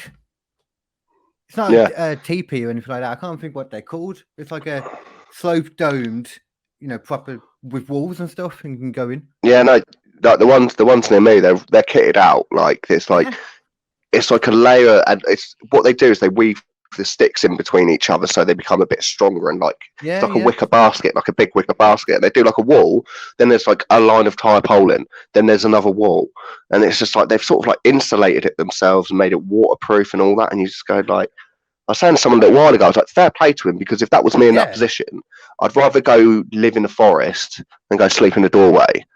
If I had the option of the two, of going, because like some people want to do that, don't they? They want to go live in the forest and just live off the land and the stuff that they find. That's what I'd rather do as well. I'd much rather from doing all that stuff. Like, and it might, before I forget, it might have been a stoner that was doing all them. That would make a lot more sense to me. It's just a bunch of stoners, and that's where they get stoned at night. Actually, we used to do that when we was nippers. Yeah, we in the same forest. We used to build shit as well. Like, we built a badass tree house, like a really high, really big one. Scared the shit out of me. We built. You built all these places just to go get high at, and you turn up and there's always like a bucket in the middle and stuff. I remember. Bucket in the middle. You're in a fucking forest. No, do you know, go and piss somewhere. No. Do you not know what a bucket is? Is in like a smoking weed bucket. So right. So a bucket. I don't know what you call them in the north. So what it is, you get like a 2-litre bottle. You cut it in half, right? Then you get a smaller half. You get a slightly smaller half to go on the top. So it's filled with water, right? And so what you do is you water, right? And then you've got a load of tinfoil gauze on the top of the bottle, and you basically you're lifting up the bottle as you're burning the weed, and it slowly fills with smoke. But you end up getting half a 2-litre bottle of smoke, and then you just take it down in one hit. It's like a really hectic bong. Have you never done that before? No. We that sounds far too posh for us. We were common. We just rolled a spliff. We got really good at rolling really big spliffs, though. Like stupidly big sometimes. Yeah. I think we all did. And then, so do you not know how to make a shotty either? I don't know what that is. A shotty is a very southern thing. It must be where it's basically a shotty is when you make a homemade bong. So you get a pipe. You get a Lucozade bottle, it's quite good for it. Fanta bottles are quite good for it. The best bottle for it is Gatorade. There's a certain place in all these bottles. You basically you melt it with a lighter so it gets a little bit thin with the plastic. Then you put the pipe through just so it molds around it. You go all the way, then you put a bit of water in, and then you basically put a small bit back in the top. Put a bit of weed. Yeah, that's what I mean. You put a cigarette in, rip the top off, then put your weed in. But the second it hits the tobacco, then it falls, and then it becomes, yeah. I mean, we didn't do it exactly like that, but no, like that's not something we did. Like generally, if we were going to bong it, like we would just put the spliff in the bong, like use a cigarette and like make a hole in it, put the spliff in it, and then just smoke that through. We didn't really bong properly. We were never. I did like a few years after I had a big bong in my bedroom when we used to chill in my bedroom more than anything. But that was more like the second group that I started chilling with. They were a bit more chavvy. Chavvy is a better word for it. The first lot, the main lot though. We used to just do spliffs and that. We used to do a hand bong as well, if you know how to do that. I know how to do a hand bong. I still use an actual bong, but it's a proper one that I bought. And apple bongs we used to do quite a lot. Did you ever make one of them? I've heard about that, but no. You've never done it? No. Oh my god, it's disgusting. Especially when you eat the apple afterwards. Oh yeah, that'd be nasty. Although it would give you a good representation of what your lungs will probably look like, though. Yeah, when I was in jail, I was telling some lads about them. They didn't believe that they were real, so I was showing them you could do it. But I did it with like an apple and a vape pen. Have you ever had a cross joint? Yeah. Yeah, I used to be able to cross joints. Well, no, I used to be able to roll them perfectly. I used to be able to make them really well, but I don't think I've made one in about 6 years. But because the thing is, you need a lot of weed for it, and you need other people to enjoy it. And you need a lot of weed. I found other people would roll them, and they would fuck it up. You'd see it, and they've got like they got across, but it's gone like that. It's like, no, this isn't consistent. This side's fatter than this side. It all needs to burn at the same time, the same consistency, so it all meets in the Depending on middle. what kind of backy you use as well, you have to change it completely. Like we generally would use rolling backy would be our choice because we're smokers first, and then we'd have rolling you're backy stone more. second, aren't you? Yeah. Well, we were, yeah, we were, That's back when backy was cheap as well, wasn't it? Oh yeah, like everything was so much cheaper. Even the bud was cheaper. Like you'd pay however much, and you just get a lot more. A lot of people would argue nowadays that the bud's better. I don't. I think it's just more intense. There's a difference, isn't there? Where a lot of it's stronger. But it's like saying like, yeah, vodka's fundamentally better than beer. No. Beer's lovely, and I like it. I like drinking a beer, and I like getting a buzz off a bit. I also like vodka as well.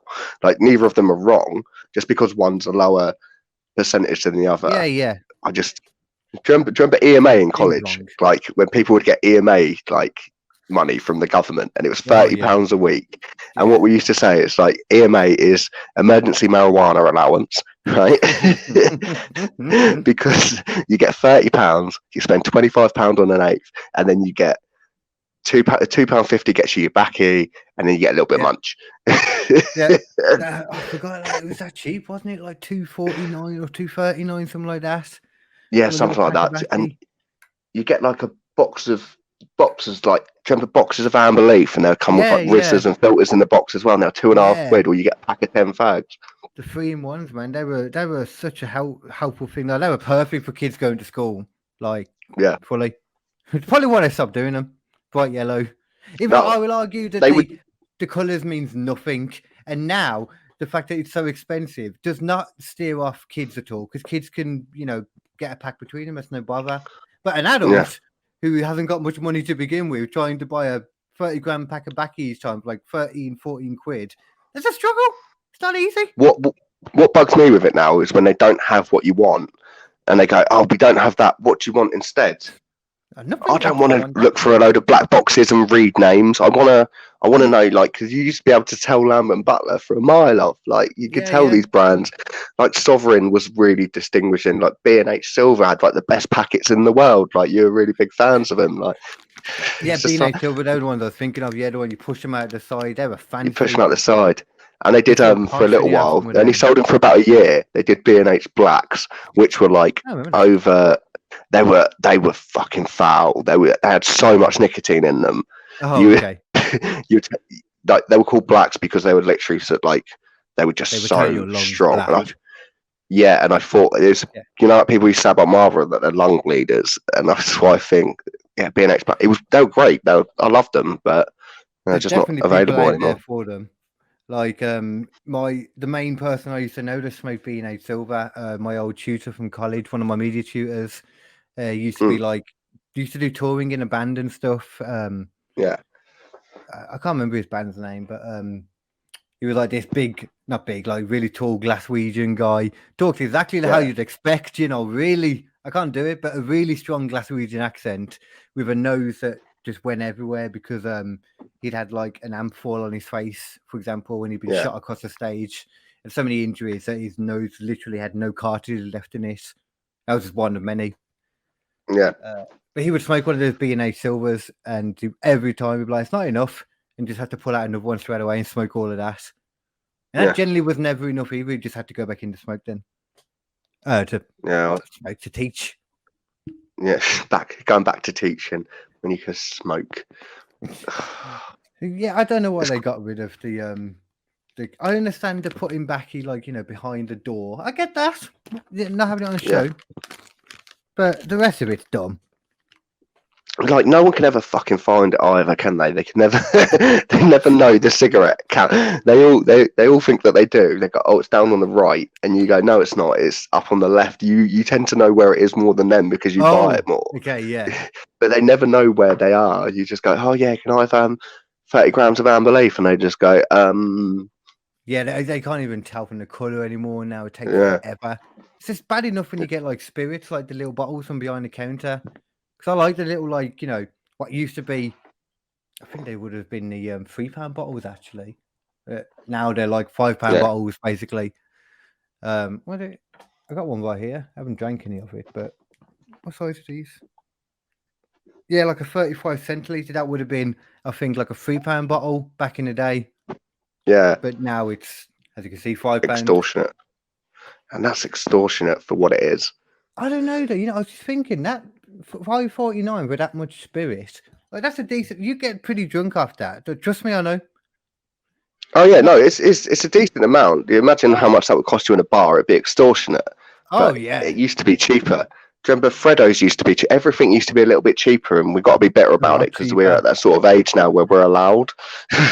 And we're We've at seen that enough sort of of the world. age. Yeah, we've seen it. We remember it being cheaper now.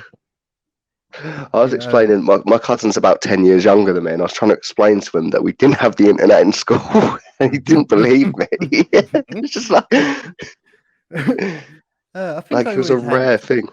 I think I always had the internet in school, but my place was a technology college, so they Yeah. needed something. And it was my secondary school was a boys' school as well, so they needed something to distract everyone. And internet was coming up at the same kind of time. Towards like the end of me going to school, they brought in a lot more computers and stuff, and they had like an IT suite, and we could go in there, and all the websites were banned when they finally let us go on websites as well. Yeah. And they're like, you can't go on MySpace, and you go, why can't I go on MySpace? MySpace is great. How dare you? They're like, but you can go on the BBC website and play the games. Like, no, I just want to go on MySpace. Fuck off.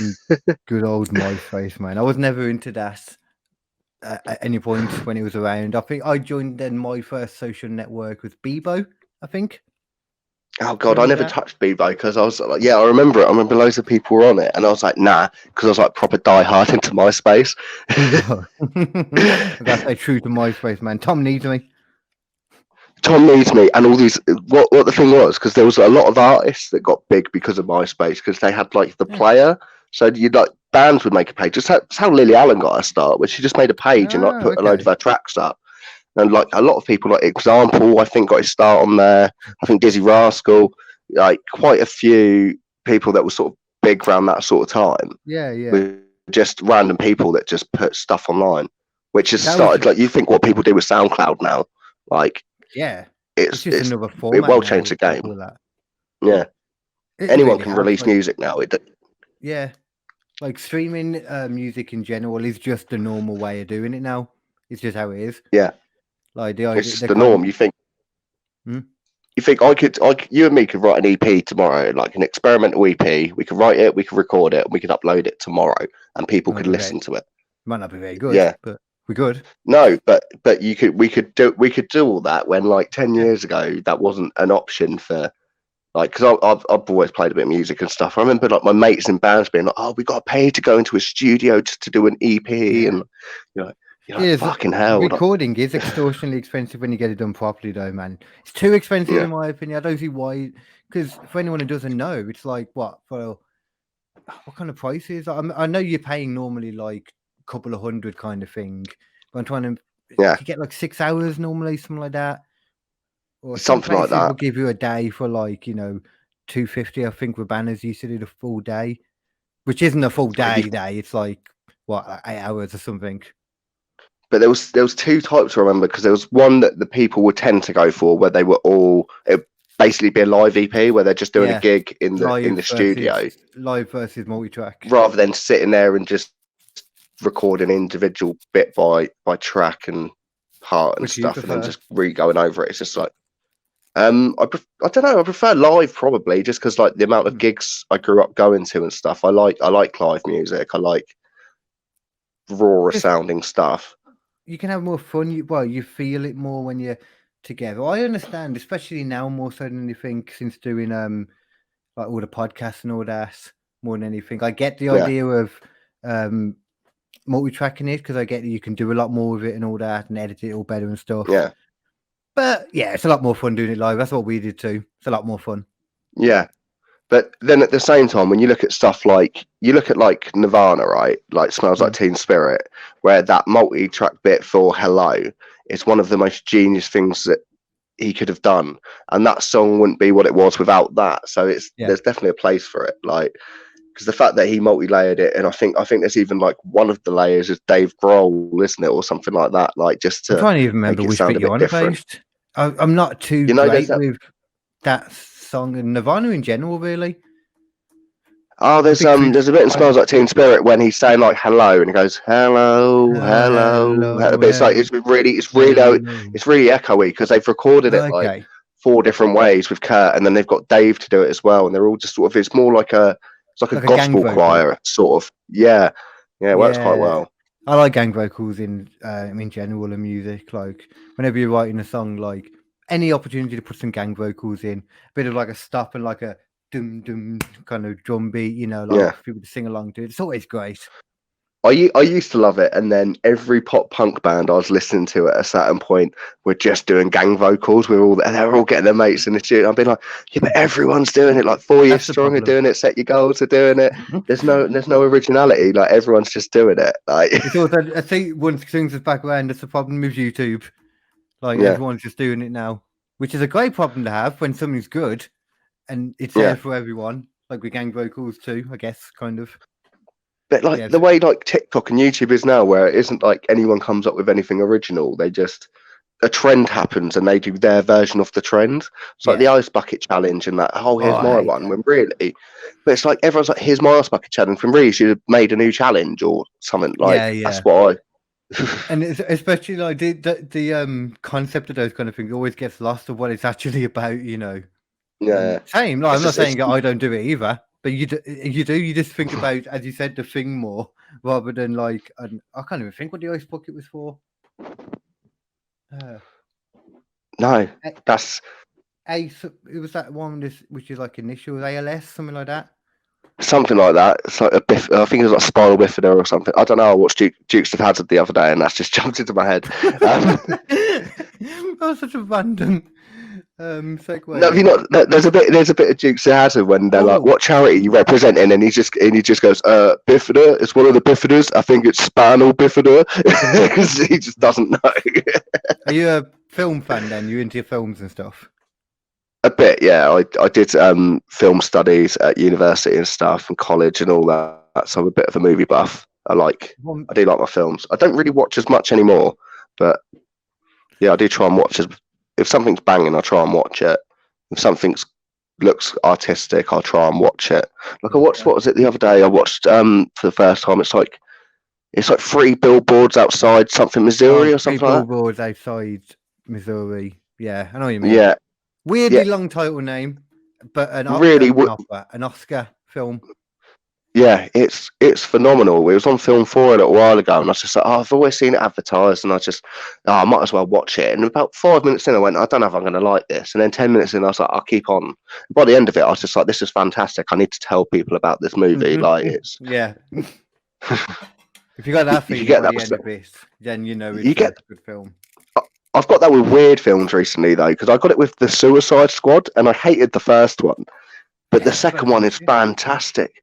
The second one is so good. It's just the second it starts to the second it finished, I was just hooked. Like it was just so well done. And like I was trying to tell my brother about it the other day, and he's going, "No, I don't really want," because he said because Endgame's happened, right? And DC is sort of getting towards that point. He's thinking about jumping off. His logic is that it's basically Endgame that's been his catalyst, where he's like, I don't know if I can be asked to follow this anymore. This has been so long. There's so many movies that I've got on DVD. There's just so much to get my kids into. Like my brother's got 2 kids, right? And he's watching the Marvel films with them now, and I think he's just a bit like, oh no, but they're going to keep releasing them. And I'm going to have to sit through all of them again and again because his kids are slowly getting obsessed as well. So that's going to be his life now. They love superheroes. Like. Not so much for now. I felt it like just in general from Eternals, like and what was the one that came out just before? Shang-Chi. Yeah, I like Shang-Chi, but it was a very Marvel film, wasn't it? I don't know. I thought his name was Shang-Chi. It's something like that. Yeah, I'm just trying to figure out if saying Shang-Chi was racist or not. Oh no, definitely not. That's just a slip of the tongue. He got his name wrong. He was chewing on some rings. It's like Sonic. It was great. I never really knew much about the Ten Rings before I watched that No, I movie, and didn't. then I I didn't know walked that. out of that movie and still don't know anything about the fucking Ten Rings. Yeah, I remember watching it, and like I don't remember anything that happened from it. Did I watch it? Did anything happen I was just other than like, what do the the rings fight on the do? bus? Yeah, the bit on the bus is like 5 minutes in as well, isn't it? And then Yeah, they just yeah, go on them, and then what was it? Wong's in it with Abomination, and then yeah, that's yeah. about it. I swear I must have fallen asleep. I hope that I fell asleep watching it, but I haven't heard from anyone what happened when I've talked about it. So it's like, what did happen? Oh, they at the end they have a fight with a dragon. They Yeah, fight a I saw dragon that for bit. yeah. They fought a dragon for a bit. One like the kid fights his dad, and he's like, "Dad, no, you've released a dragon," and he's like, "Oh yeah, I've just released a dragon because I wanted to. Oh wait, I've been manipulated by the dragon. Have the rings." So I think it's just, you know what? I think it just molds into one now when there's a film about rings and fucking dragons and killing yeah. them, stuff being passed on from one family member to another family member. The thing is, they have been getting quite repetitive for the last few years anyway, haven't they? Like Ant-Man and the Wasp. People really raved about that. And the only thing I liked about that movie was that the person that played Ghost was hot. Like the movie wasn't the movie wasn't, it was really lackluster. It really annoyed me.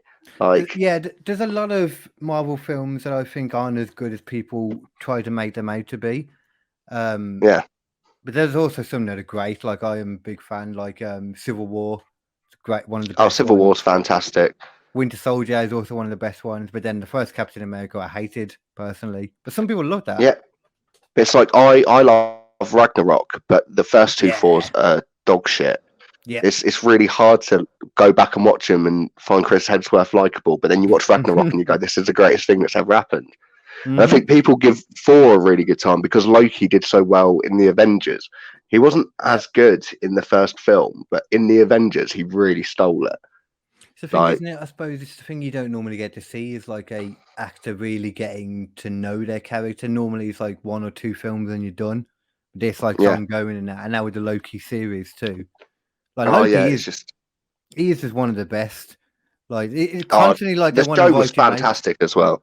I really liked the show. I watched Falcon, Winter Soldier, WandaVision, and that. I haven't watched any of the others, and I really, really enjoyed Loki.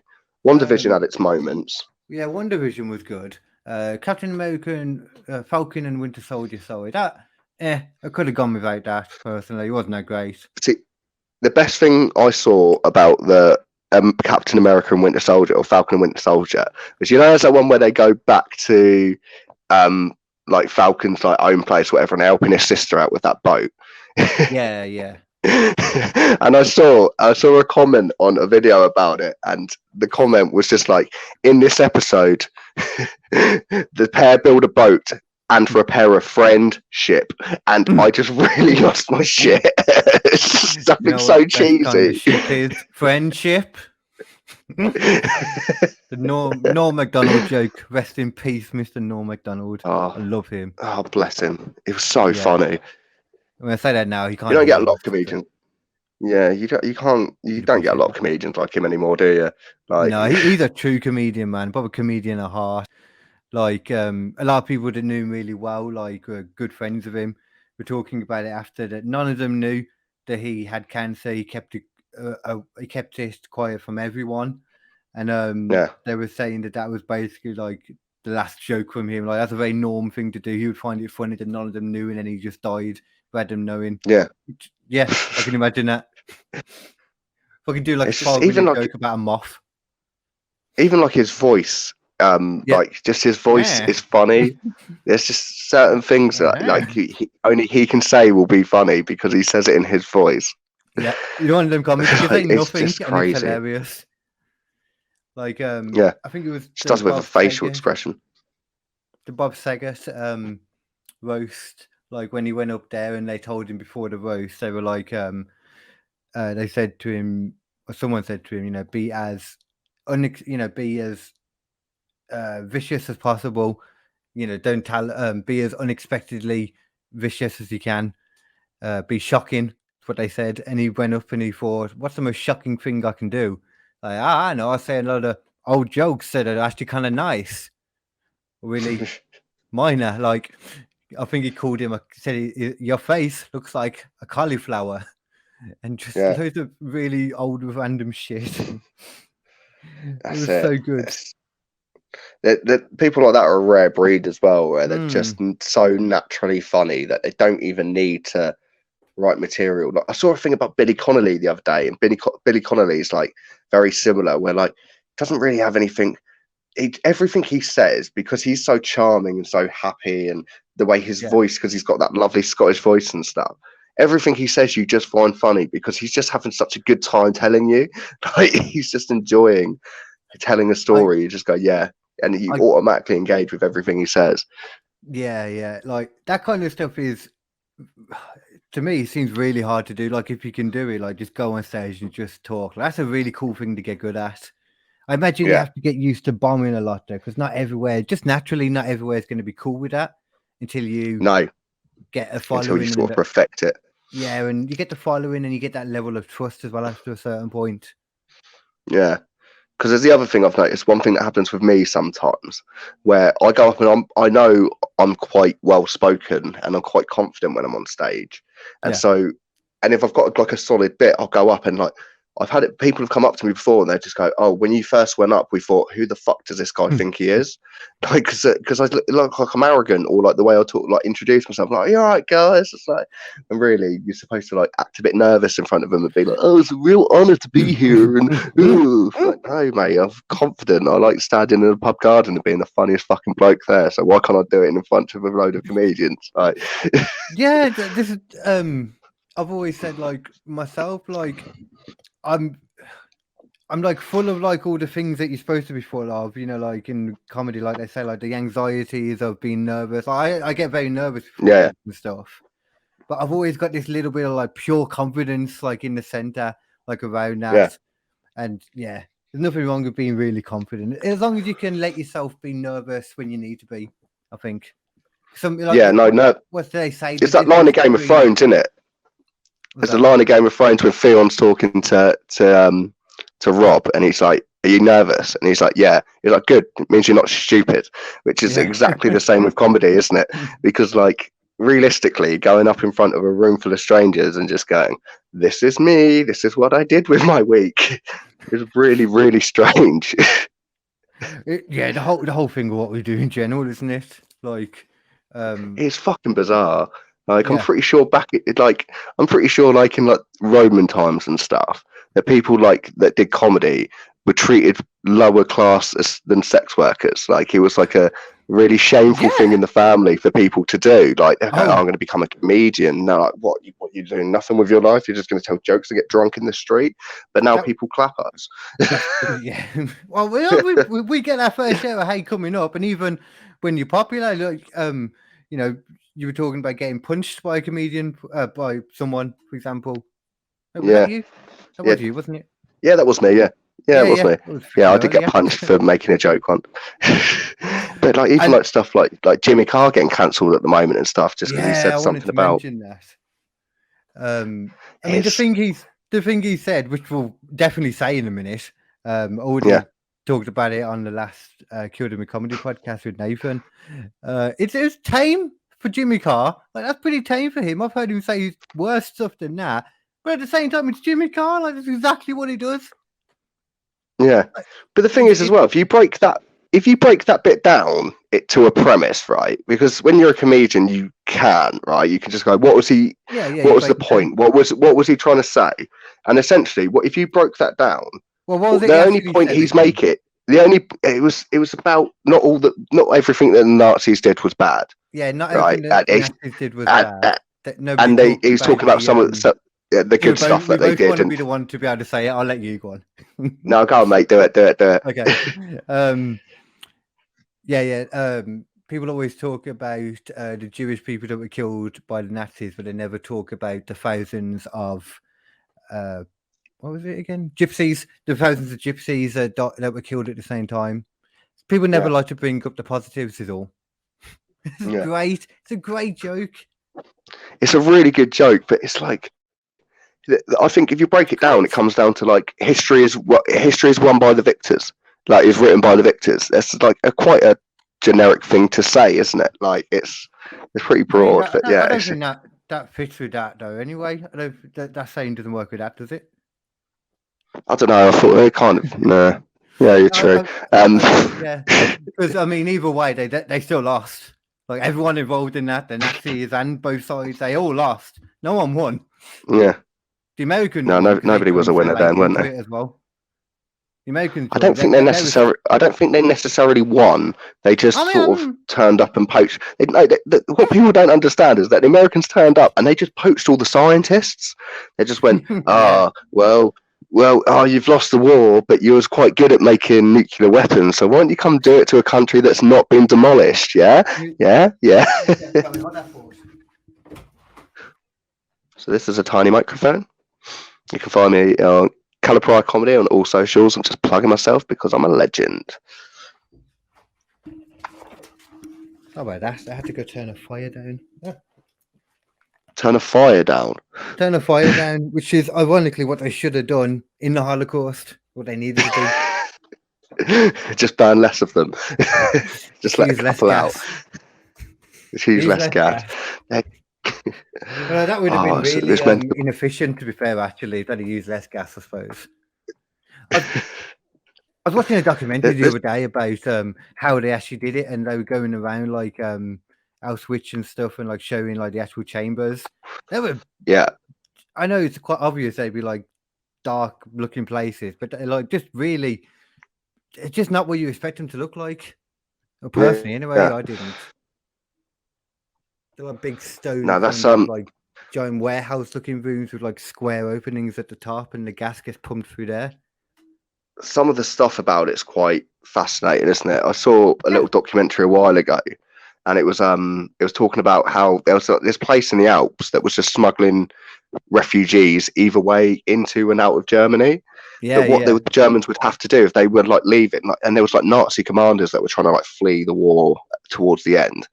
They'd have to turn up at this lake and then throw all their medals into a lake and basically like get given a new name and rebirth themselves and like all that. Like, these are decorated war heroes that are throwing their medals and abandoning the country that they've just served. Yeah, you know that wasn't easy for them to do. Like, as well. No, and like the American bloke that's gone to speak to him's like, "Oh my God, you helped the Nazis escape!" Like, dude, these are just people, man. These are just people. They wouldn't have even known the difference either. Like, there wasn't any of the, it's not like there's the internet, so they wouldn't have even known the Nazis were the bad guys. Probably they didn't have a clue they were doing the stuff to the Jew. Did we know about the whole Holocaust and that, like, during the war, or was that after that it came out? I don't know that. I'm pretty sure it was prominent. I think it was a big factor. Because that's how it sort of rallied Germany up. No, I don't know exactly, but I know there's that Mitchell and Webb sketch, which is really funny when they're in the SS uniforms, and one of them's just going, "Have you ever looked at our hats?" And he's like, "No, what about our hats?" He's like, "They've got skulls on them. Are we the baddies?" That's great. Oh, look, I'm not a huge fan of Mitchell and Webb generally, but there is every now and then some of the stuff I see at I like it. I'm not a big fan generally. There's like Peep Show's good, but they did a sketch show years ago, and a lot of the sketches aren't great, but there are some that are just absolutely gold. Like there's one called Number Wang where it's just the most ridiculous game show ever, where you don't understand the rules and they change every couple of seconds and stuff. So someone just goes, "Right, let's play Number Wang." Someone's like, 4, no, 7, no, 15, that's Number Wang. It's just really strange. Like, it was really funny. Like, it's like, let's play Bamboozled. Yeah, it's exactly the same. No, that's the whole concept, where it's just like the most random thing ever. And at one moment they're like, "Let's rotate the board," and then they rotate around with the people that are on the panels. But there's always 2 other random people on the other side that just wave, and you think they're going to start, and then they carry on. It goes 360, and the 2 people come back. What the fuck? One thing I was going to ask you earlier while I brought up films, I got some of the films coming out this year. What am I about this year? And I just thought I'd Yeah. see how you feel about them. But one thing I noticed when doing it is these are mainly superhero films. Like, Yeah. 2, 3, 4. Yeah, there's like 8, and 6 of them are superhero. Only So what are they? I was about to say only 4 of them are Marvel. So the Marvel ones is Thor: Love and Thunder, or 4, Yeah. which I really want to go to the 4, cinema 4. and say, can I have 4 for 4, please? At 4. Oh, that'd be amazing. It's just be like the 4 candles bit with the 2 Ronnies, wasn't it? It's just When she can't understand me saying it as well, I'm just gonna act so so sad about it, like so heartbroken at it. yeah. But I've been waiting for that. That's going to be a great film, though. I'm looking forward to that. Taiki Waititi doing it again. Yeah. Same dude. Yeah, that film. Have you ever seen that film he did years ago? It's like What We Do in the Shadows. No, I've heard about it. I think they've done a follow-up TV show, but it's not the same cast, so I never really got into it. But it's just about, it's like set like The Office. It's like a mockumentary, but they're all vampires. It's really funny. But Taika Waititi's one of the main guys in it, and the other main guy in it's Jermaine Clement from Flight of the Conchords. So it's like they're really funny. Have you seen what sort of one he did? Fucking it's going out of my mind now. Fucking obviously there was Free Guy he was in not longer. He was really good in that. But that was it. Jojo Rabbit, where he was like I haven't seen that yet, but he's someone's imaginary friend, but as Hitler. Yeah, but it's like as Hitler. Really over the top Hitler. I haven't seen it either, but I really want to. Yeah, I want to see it. I'm gonna have to watch it at some point. As far as Marvel goes, I'll go with the Marvel first. There was Doctor Strange 2, The Multiverse of Madness. Yeah, that's going to be good. Yeah, I feel the first one was really good, and if they go down sort of a House of M type route with Wanda being the villain, I'm up for that. I'm all for that. Because House of M's a really, really good X-Men story. So if they do it backwards and use it to introduce some people, I think that'd be great. But then that's what I was going to say. I don't know how I know they've said about they've got like Charlie Cox is back as like Daredevil now, and the bloke that plays the Punisher's coming back. And Hawkeye, I'm scared that as well. Yeah, I'm scared that they're going to bring Hugh Jackman in and just go, no, people need to see him as Wolverine again, and just go, no, because Logan was so good. It was really good, yeah. But it could it could just be another timeline. That's the worst part. They could easily do it, but should they? I don't think so. Yeah. Well, they still never done Gambit properly, have they? That bugs me because Gambit's one of my favourite characters of all time. My favourite 3 Marvel characters are Gambit, The Thing, and Miles Morales as Spider-Man, and those 3 have never been done well in movies, and it pisses me right off. He wasn't in. No, he wasn't actually in Homecoming, was he? It was his uncle that was in. Donald Glover. With the Prowler. Yeah, Donald Glover. That was it. Yeah, that's it. But, so why are you talking like that? Miles Morales was a bit after for me. I was like a lot more into this, just the original Peter Parker. Oh, so I love the original Peter Parker. So I've always loved Spider-Man. Yeah. I just prefer Miles Morales because I'm mixed race, and the other thing is that he's got slightly cooler powers. Because Peter Parker towards the end, when he gets a bit old and he gets a bit depressing, doesn't he? And then it's nice to see Miles being someone, especially like the whole thing with like Peter getting killed to inspire Miles. I just thought it was a good way to sort of keep it going. Yeah, and just get rid of it, make it fresh again, and get rid of the boring, stale character. Yeah, when they kill someone off effectively in a comic, it's always good. Like how Civil War actually started. It's not always good, but when they're actually doing it and sticking to it, yeah, it's good. Civil War in the comics ends with Captain America getting shot, I think. And it's really powerful. It's something like I think Spider-Man's trying to. But yeah, it's a lot more brutal than it was like just them going. We're arguing about some legal documents. Yeah. I really like Civil War and how they did it and everything, but when it came down to it, what it was all about was a bit convoluted. It was a bit random. Yeah. But it could just coming down to Captain America and Bucky hating Iron Man. That was fine. I was fine with that. The fight at the end was Yeah. cool. Yeah. Yeah, I was all liked it. around That was cool. a really good film. The airport scene was fantastic. It was Yeah. great. The introduction of Spider-Man was good. And I they like changed that as how well from in the trailer. I like it when they do that, when they like change the scenes in trailers, so people think Yeah. they know what's going to happen, but you don't know what's going to happen. Yeah, they take like people out, like they took the Hulk out and stuff like that. Didn't actually? I think in the trailer he wasn't. They added the Hulk in as full Hulk in Infinity War.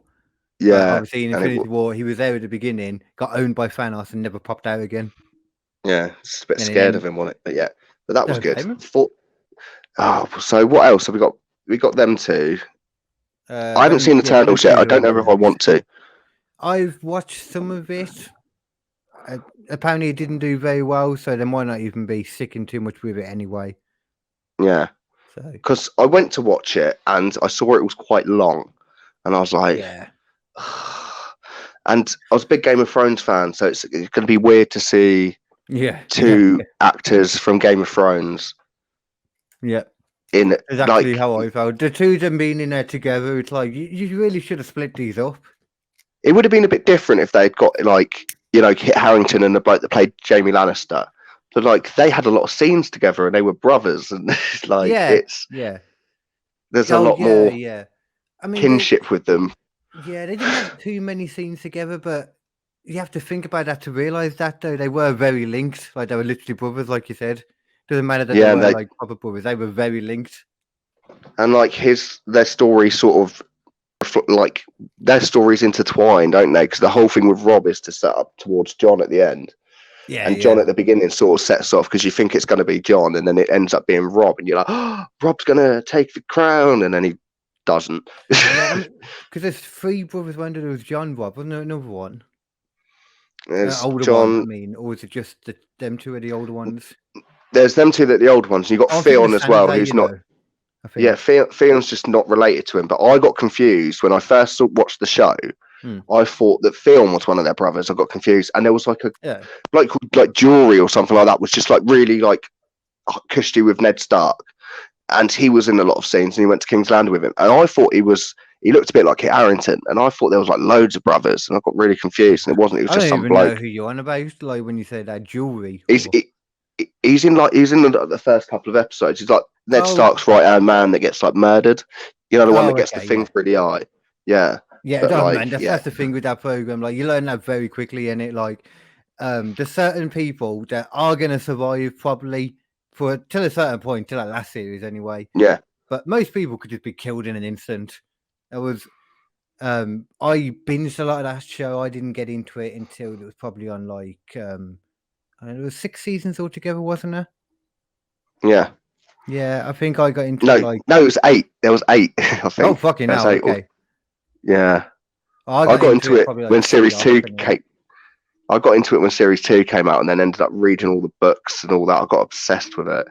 It's easy too, because I don't like fantasy stuff, because I have the same problem with Game of Thrones in regards to why I didn't watch it for so long that I do with when I watch or when I look at anything to do with Lord of the Rings, Hobbit, Harry Potter to an extent, not as much, but that kind of stuff in general, fantasy films. Fantasy really annoys me, because fantasy is supposed to be, you know, like whatever crazy shit you can come up with in your mind, that's fantasy. You know, you just write that shit down, and it's just fanatic. And then they try to make it too realistic, don't they? They try and make it very realistic. It's all the same. Like it should be its own genre by this point. Like it's all looks medieval. It's all to do with dragons, magic. There's like rings a lot of the time. You can talk to animals. There's owls. There's hobbits. All that shit. You know, it's very by the numbers. Fantasy is nowadays. If it's that certain stuff, it's fantasy. Whereas Terry Pratchett, someone I think of with fantasy, and that's anything. Yeah. You know, fucking the world. It's so weird. On the back of 4 elephants. That's on on top of a turtle. That's it. I always post a photo of that when on flat Earth stuff. I always see stuff about flat Earth, and I just go, right, here's time to talk about Terry Pratchett. Yeah. Oh, flat Earth is a whole nother thing, though, man. You try and really understand the logic behind that, and it's hard. It's hard to even understand their logic. I like some of the stuff they come up with. It's not even about the Earth being flat. It's about NASA lying about the moon landing. You're just going. They just tie all these conspiracies Yeah. together. It's just that's what I love about them, that they all seem to intertwine, and then suddenly you get something like QAnon where it genuinely does link them all together. Yeah, that's the worst part about them. There's a lot of them that get roped in with them that are genuine, or that you can at least understand where it comes from. Like, the moon landing, for example, is one. We did a podcast on NASA, and we did one on flat Earth too. Flat Earth, you just couldn't. There was no logic to it. You couldn't understand it. It was pointless trying to understand the psychology behind it, where it come from, why they believe it. Yeah. None of it. They're just dumb. Sometimes dumb are just dumb, and I don't even Have think you a lot of them even believe this. Though I think a lot of them just say it as something to do, or It's like shock value, isn't it? Like it's. Have you or seen they really the? don't understand it, and they think it's smart pushing it about, and they think they're smart. Like, Have you whatever it is. Have you seen the experiment that they do with the gate experiment that proves flat Earth? Yeah. Where they just go, look, if the world was curved, you watch this gate, it just sits. They just go, that's just how axes work, man. Like it's on a singular point.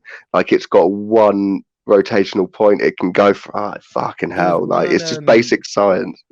I think it was National Geographic or something like that. It might be something else like that. But Discovery, they had a flat Earth one, and they did like an experiment with them where they put like, I think it was on a beach. They put a light sticking out to open water from the beach, and they measured like how high up it was or something, and they went out really far and that. And obviously, if the world was flat, then it would say at the same point the laser coming off, and they measured it on the boat, figured out, like sea level or that. They went far off, and it was curved. They followed the curve basically, as you imagine it would. And it was one of those rare times when a flat earther actually admitted he was wrong. They changed the mind of a flat earther. Yeah, that's good, because a lot of them just do it just for that. 1 sec, I'm just going to switch to my other phone, mate. Okay. Because generally, like, confirmation bias most of the time, like people just believe it anyway. Like they won't change their mind, even if they know it's bullshit. Like it's not even that most of the time. No, it is just people not believe. Confirmation bias is a real thing. Yeah, they just want to. Everyone wants to question everything, and everything needs to be different and wrong now, doesn't it? They need to question everything. They need to be the clever one that saves the world. You can put the evidence right in front of them, no man. As soon as they see it, it doesn't matter. Like they would disregard even complete evidence put in front of their face. Some people would just completely disregard it. Oh, people are idiots. It's hilarious. Yeah, they did like I only know like they did this one specific thing. I'm trying to remember what it was now. They were on about it with Obama. It was something that tied in with Obama, and I can't remember what it was. It was on something. It might be on Joe Rogan actually. I don't know what it was. They mentioned it on some actual like experiment that was done, to try and see what it was like, and confirmation bias really does exist, basically. Yeah. But you see it all the time. Like with the people like being all dicky on Facebook and that. Like if someone really believes something about someone, and it's not true, or if you're the one having it and it's not true, you can prove to someone sometimes that it's not true. Completely prove it, and it doesn't matter. They still believe it. You can completely. They just won't listen. They just go, well, prove it. That's your opinion. No, because I've just shown you a cold, hard fact. And your opinion is different to mine. You can't have an opinion on a fact. It's not how it works. You're not allowed to accept people's opinions anymore. That's what the problem is. But they're allowed to take you down with facts. It's the way the world works. I always say, I will always say this, to be fair, everyone is entitled to a wrong opinion. Yeah. Everyone is. That's it. That's it. Genius. Like flat Earth is one. Moon landing. That was the other one. That's been proved. Like that we did go. Like there's the reflectors that have been put on. And you can shoot it back. Yeah. And people will also say like, but you've always been able to do that. They were able to do that before you went to the moon. Shoot lasers up and it reflects off the surface. Which is true. It's completely true. You could do that. But then you get with the same people that they're dying for a conspiracy about the moon to be true. So when you point that stuff like that out to them, they just go, "Oh yeah, but if you heard the stuff about Neil Armstrong and Buzz Aldrin and the feed cut out for there's 2 always minutes and something they saw a else. space station," and you just go, "You just told me they never fucking went." So Yeah. I don't Yeah, understand yeah. how they're chilling with Stanley Kubrick and then he's cut the feed for 2 minutes. Like, oh, Yeah. that's why they killed Stanley Kubrick. No, he was a heavy smoker. Yeah, he killed himself. Yeah, But this is the thing though, like with the moon landing, like with that thing, like they were able to measure, you know, the light and that. Obviously, they'd be able to tell the difference. yeah, But I understand why people are a bit skeptical about the moon landing. It's one of the very few I get it. I Yeah. see where it's come from, like because some of the stuff is very. it's quite compelling, isn't it? Some of it. Yeah, and some of it's been proven. Some of the stuff they say is just generally true. Like that photo that was had all the background like darkened out and was used as an actual photo from a spacewalk, and it's just not like. Yeah. But that's just someone like people said before. That could literally just be anyone working at NASA. Just didn't have good enough photos for it. Maybe the radiation belt they went through, which is another thing people say, fucked up the tapes and the camera and stuff. You know. Yeah. Didn't have all these videos and photos. There's I certain buy things that. like I remember once I was thinking about it and I was just like, well, the rocket was so big that went up, but the capsule was so small. But how did they get back? Like, I'm just like, well, I'm not a scientist and I don't know weight distribution and stuff, so they probably found a way. It's I can tell you exactly how like when you're coming from the Earth, like obviously you need all like the rocket to boost you up and that to get out of the atmosphere. Yeah. But there's no atmosphere on the moon, so you can just have a tiny bit of gravity anyway. So so there's like little pushes to get away, and then to get through space is nothing, and then all you're doing is falling. You are falling and hoping you don't die on the way. That is what you're doing.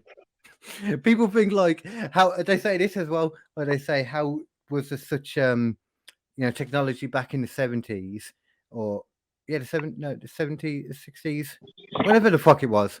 69, something like that, I think. Yeah, just hoping. Whenever it was. Nixon was in power first of all, so completely understand why you didn't trust them as well at that point. But they say about why they had the technology then, and then it took us so long that then it didn't go back after like a couple of times or something. It's because not so much the technology got better; it's just health and safety protocols existed, came into being. Like there were certain things you could and couldn't do, and the amount of risks they took during the moon landing, you just couldn't do that nowadays. Or if you did, you just keep it quiet anyway, at the very least. Yeah, it's a lot. They stuff were was a lot more dangerous mavericking back then through as well, wasn't it? They were just mavericking through it. Even if you like look at pictures of workmen back then and like steel girders and all that, and they're just chilling eating their lunch and that, and now it'd be like they've got to have like 15 safety harnesses on just to even go anywhere near it. People say about that photo that you always see them eating lunch on the steel girder. Like that one was faked. It was staged. It was staged. Was it? Yeah, it was staged. But people don't realize that just means that they all sat in this one place to have their photo taken. They're still happily sitting on the steel girder that high up, eating their lunch because they're that used to it. Like it's nothing to them. Like stage just means that they probably wouldn't all sit together on there like that because that'd be kind of weird. Yeah, it would be a bit weird, wouldn't it? Just sat there just to the right. Yeah, nothing to them. They just there like, yeah, it's cool. Like we work on these things every day, minor. Yeah, actually thinking about it, they wouldn't have even been able to stand up on there, would they? So they would have had to bring it over. They've all had to like creep on there and then they'd pull it away. Probably just done on a soundstage or something, wasn't it? Like the moon landing. Oh man, like have you seen like the videos in that from me though? I get why people think it doesn't look like it should look, and there are bits when they suddenly seem to be almost just yanked up out of nowhere. There's a documentary called Room 237, which is about The Shining, but it's basically there's a big part in it where it's just like The Shining is basically Stanley Kubrick admitting that he faked the moon landing. And like there's some really compelling stuff in there as well, where like the carpet looks like the hexagon that it launched from, and Danny's in an Apollo 13 jumper and he stands up and it's just I personally see that as just like you can find anything within anything. Yeah. You know, and if Stanley Kubrick really did that, because I like I said, I do kind of buy that maybe the videos and some of the photos were faked just because Yeah. the shit would have got damaged coming through the radiation, if anything. But they went through a weak part. But that's the only bit of it I do kind of buy, or I'm open to at least. But if that really was Stanley Kubrick that was doing that, and he was like, these are little clues in there, then come do some better clues, dude. Like, I know you're a smart dude in that, but you could, just something somewhere. I'll leave a letter somewhere, just plainly saying, "Oh, and I faked the moon landing." Anything. Just film yourself saying it and give it to your missus or something, don't you? Just like, if I end up dead, I just want people to know that I faked Kubrick the ain't moon got no landing. missus. Don't be silly. Kubrick won't get in no strange. He ain't got time for that. Oh, bless him. Apparently, he terrorised that woman on the set, though, didn't he? The Shining. Yeah, man. She quit acting after that.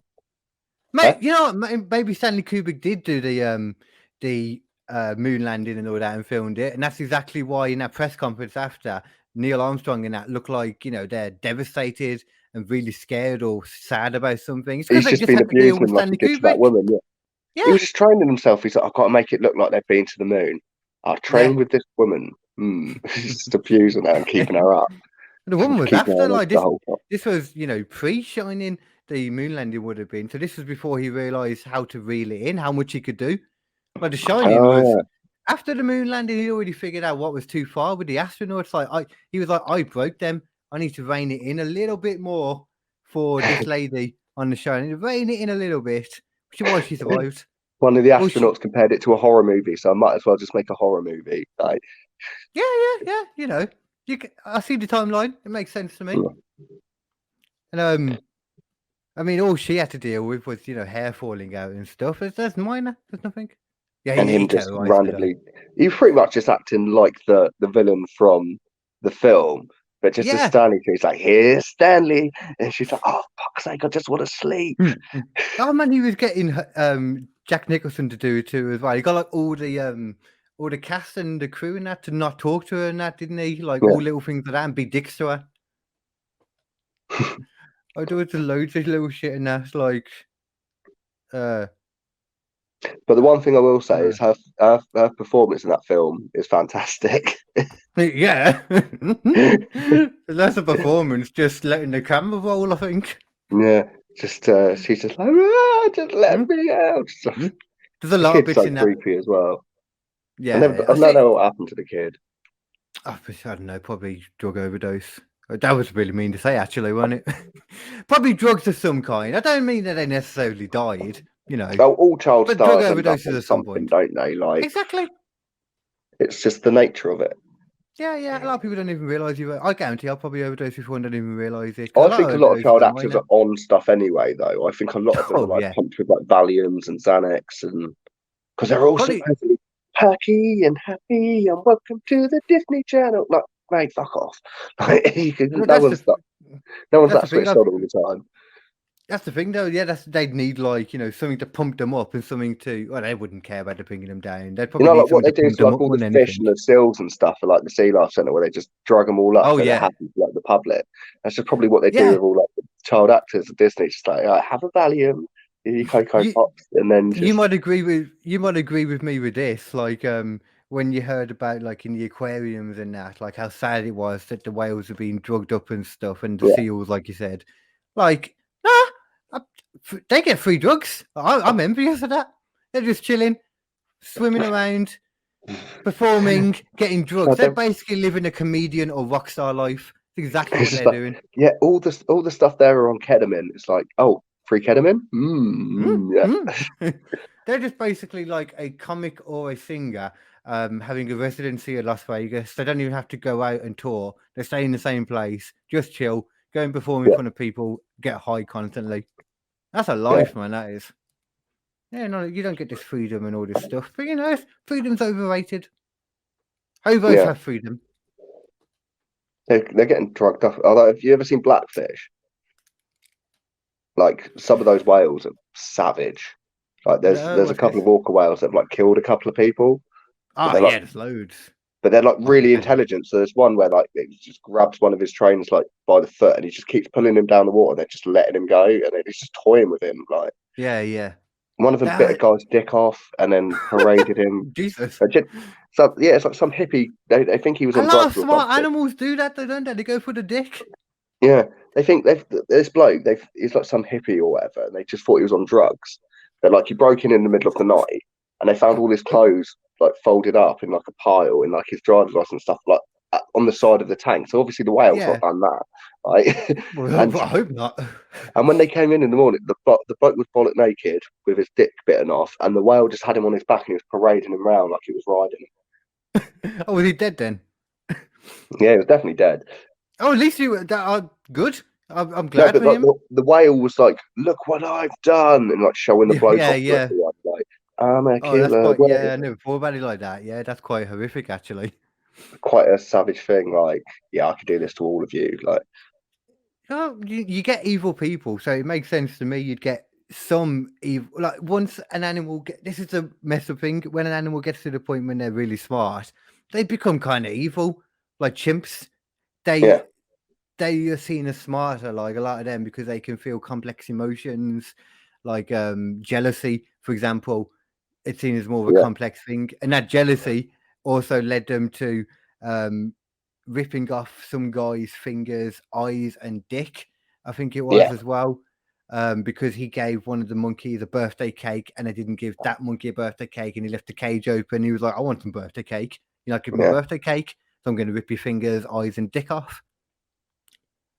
like monkeys pull other monkeys apart, don't they? They're fucked up. Yeah. But I mean, that's for food in that. That's fair. Like, or out of like dominance in a group of animals. You know, when I don't know what you'd call it for monkeys, like, or apes and monkeys, but I don't know what you call it. But in their group, you know, to have dominance, you'd beat a fucker. You'd beat a fucker down, pull it apart, do whatever you need to do. Yeah, just be the alpha chimp. Like, I've got this. Yeah. You know, you do what you need to do. It's a chimp world out there. Literally is what they eat, babies. Yeah. You do what you got to do. But like, yeah, some channels, like some animals are really, really fucking intelligent. Like intelligent. Have you seen any videos of like? It's a type of dolphin. I can't think what it is. It's like a sort of white one that sort of looks on its front a bit.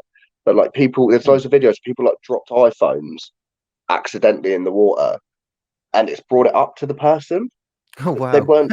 Yeah, like it's just like, oh, I've just seen a phone. I don't want it in my ocean. So here you go, mate. Like, you know, that doesn't surprise me though, because whales, one animal that you just look at them and they just look like they're self-aware almost.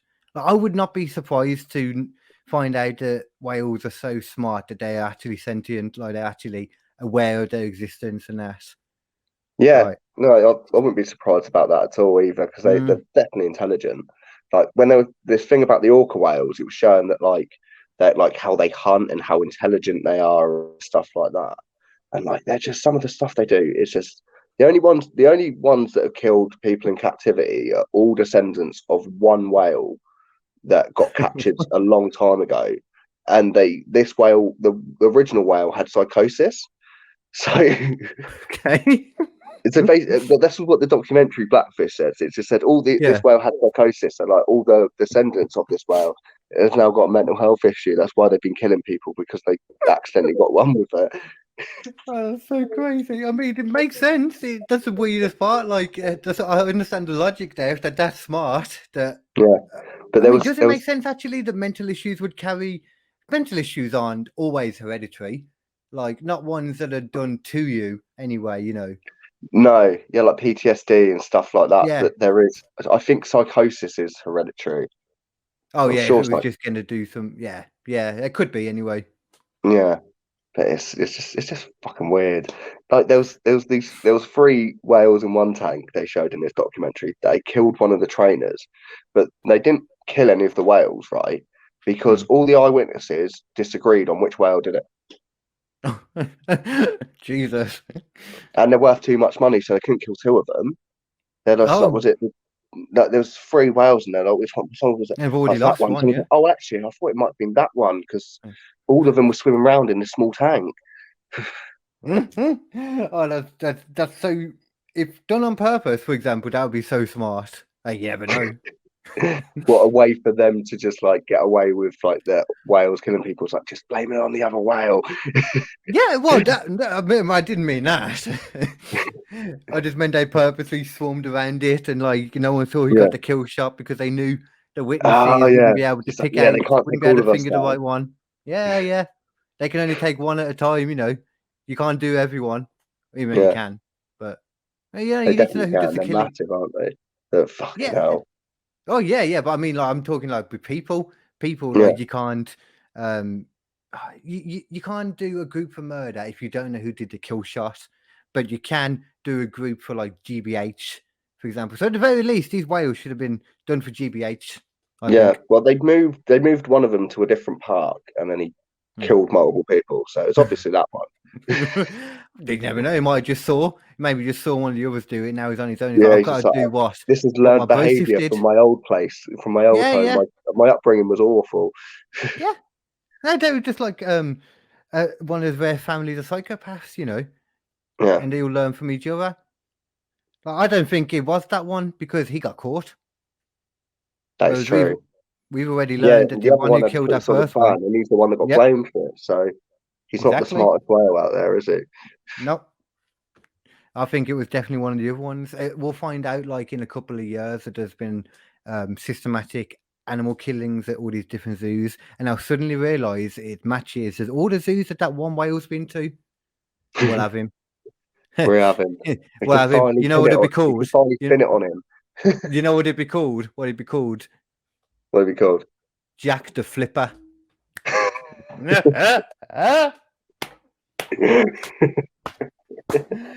Oh my god. And if you like jokes like that, please everybody come to Kd's Comedy Clubhouse every other Tuesday from 15th of February. That was great. Amazing. I make myself laugh more. I make myself laugh more than anyone else personally. Yeah. I find myself very funny.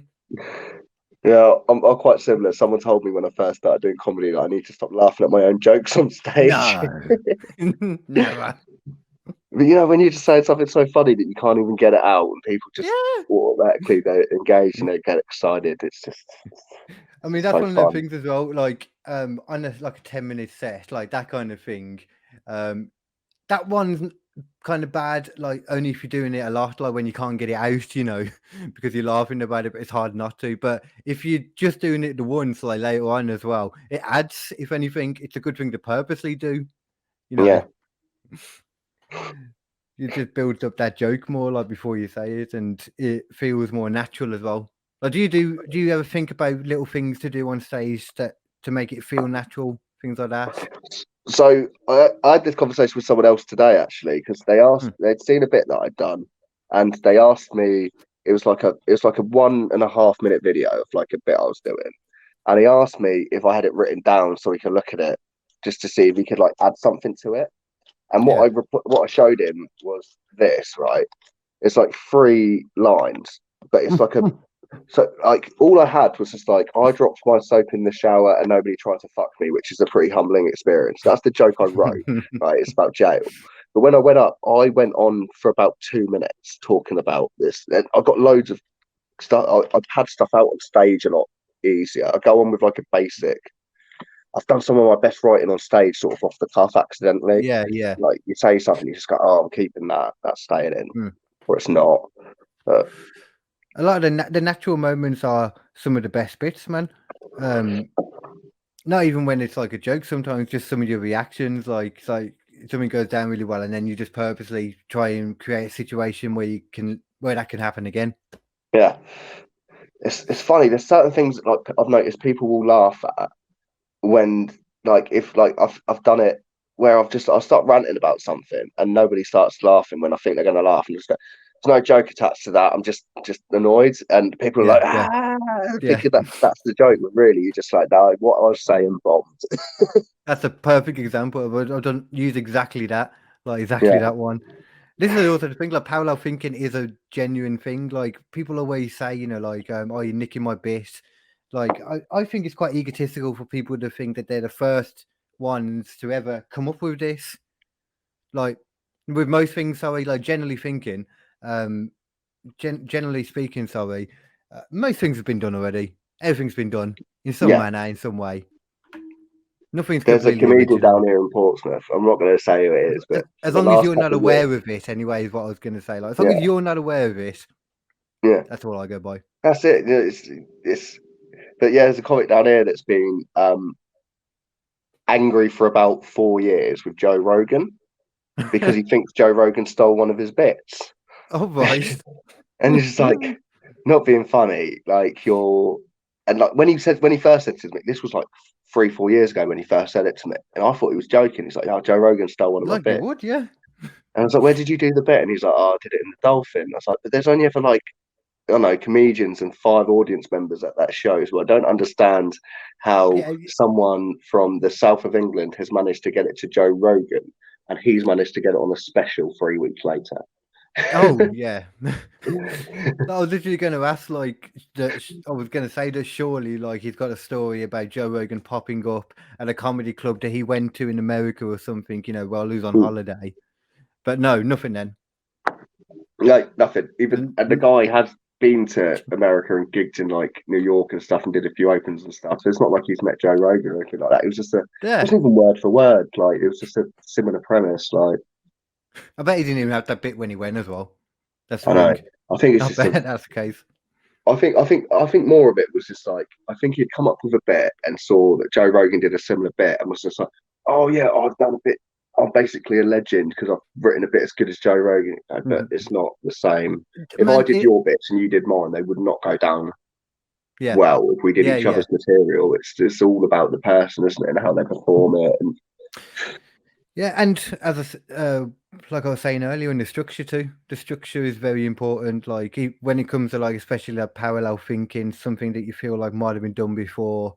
Like structure is important too. But it's wounding though, isn't it, when you're coming up with a bit and you find out it's a very known thing. Yeah. Like it's one of those things that loads of people just know. There was something like that recently for me, and I'm trying to think what it was, and I can't think. I don't know, but I know I've had that happen anyway. Yeah, and then I know the worst of it I ever saw, but it's also one of my favourite things that's ever happened at a comedy show.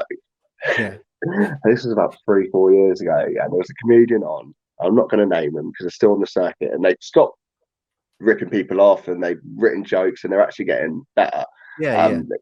But like, I find it best not to mention people's names anyway. They're on stage, and my mate sat next to me, right, and he's nudging me, going, "It's Jimmy Carr joke. That's Jimmy Carr joke. That's Jimmy Carr joke." Then the person went and did the Tim Minchin angry poem, right? He did the whole thing, but like he'd written it himself. And my mate went like really loudly, just went, "That's the Tim Minchin angry poem." And the bloke got a bit awkward and just went, "Oh well, I had 10 minutes.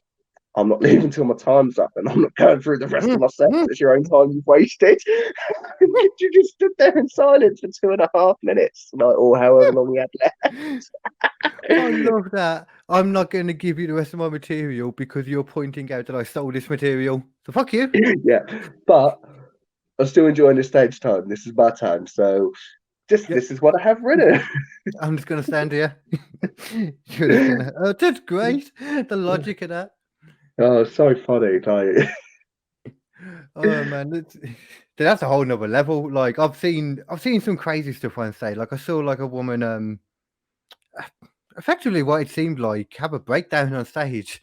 Not actually have a breakdown, but when you get those comics that literally aren't telling jokes or not giving any punchlines, they do literally just seem to be talking about stuff that sad stuff that they've been dealing with. Like, yeah. I had it happen very recently on a gig, and it was one of them I was constantly waiting like for a joke or something. You were just waiting for something to pop up, and there was like nothing. There was like the odd one or two. Yeah, I did it as a gig a little while ago, and someone went up and they just, when they do that thing where they go, "Oh yeah, this will be my last one, right? I'm just gonna finish on this." She went on for 12 minutes. Yeah. Supposed to be up for 7, right? She's actually up for like over 20 minutes. She well took the piss, and I got annoyed because I was on third that night or something like that, and I thought to myself, I was smashing that room. I could have quite easily stayed on for that top, but it's not fair on everyone else that's here. Yeah, Like, yeah. It's just a fair Yeah. thing. Like you said, you don't like going under is not the worst thing you can do, but going over is bad. Yeah. Yeah, that's pretty much how I try to look at it. Like I recently had I'm not going to say any names or anything. Like this is the thing, like you're saying, I always think it's better not to name names anyway.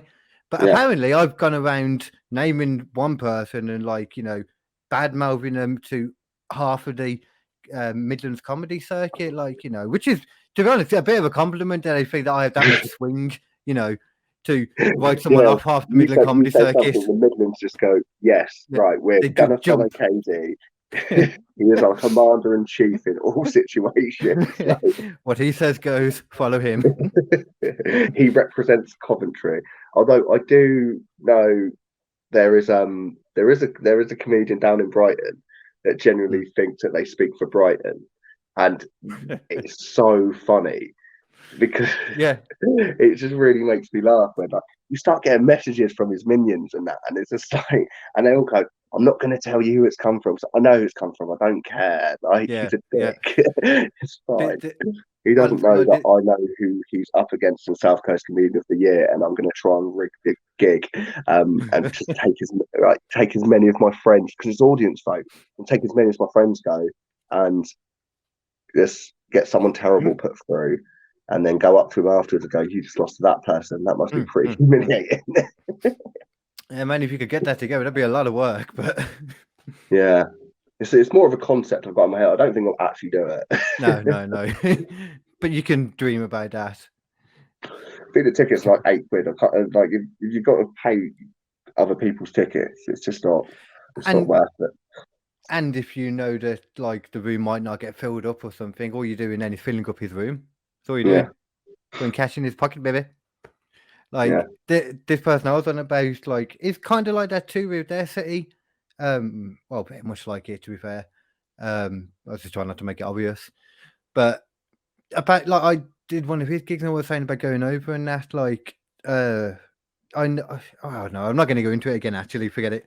I'm not going to go into it. Actually, I just tried to say I went over when I hadn't even got to like near it yet, basically.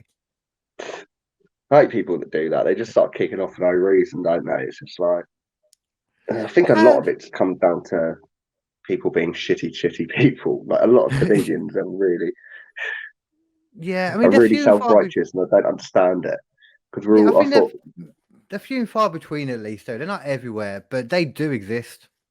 Yeah, like there's definitely some hard work. There's some hard work of people on the circuit, isn't there? Like, although I think I'm one of those people as well. People find me irritating. Oh, I know I'm one of those people. Yeah, I've been told everything from you're irritating as fuck to you're lovable as fuck on stage from wildly different people. So I got that's pretty much how it's been my whole life, to be honest. Yeah, someone went to me once. They went, "It annoys me how enthusiastic you are." Oh, I don't like happiness. Thanks. I was like, "What do you mean? Just what, like, on stage?" He's like, "No, just in general. When you do something, you like go all out and get things done." But I prefer someone insult my personality than my stage presence, or my stage character, I guess, whatever you call it. Yeah. Your gimmick. Yeah.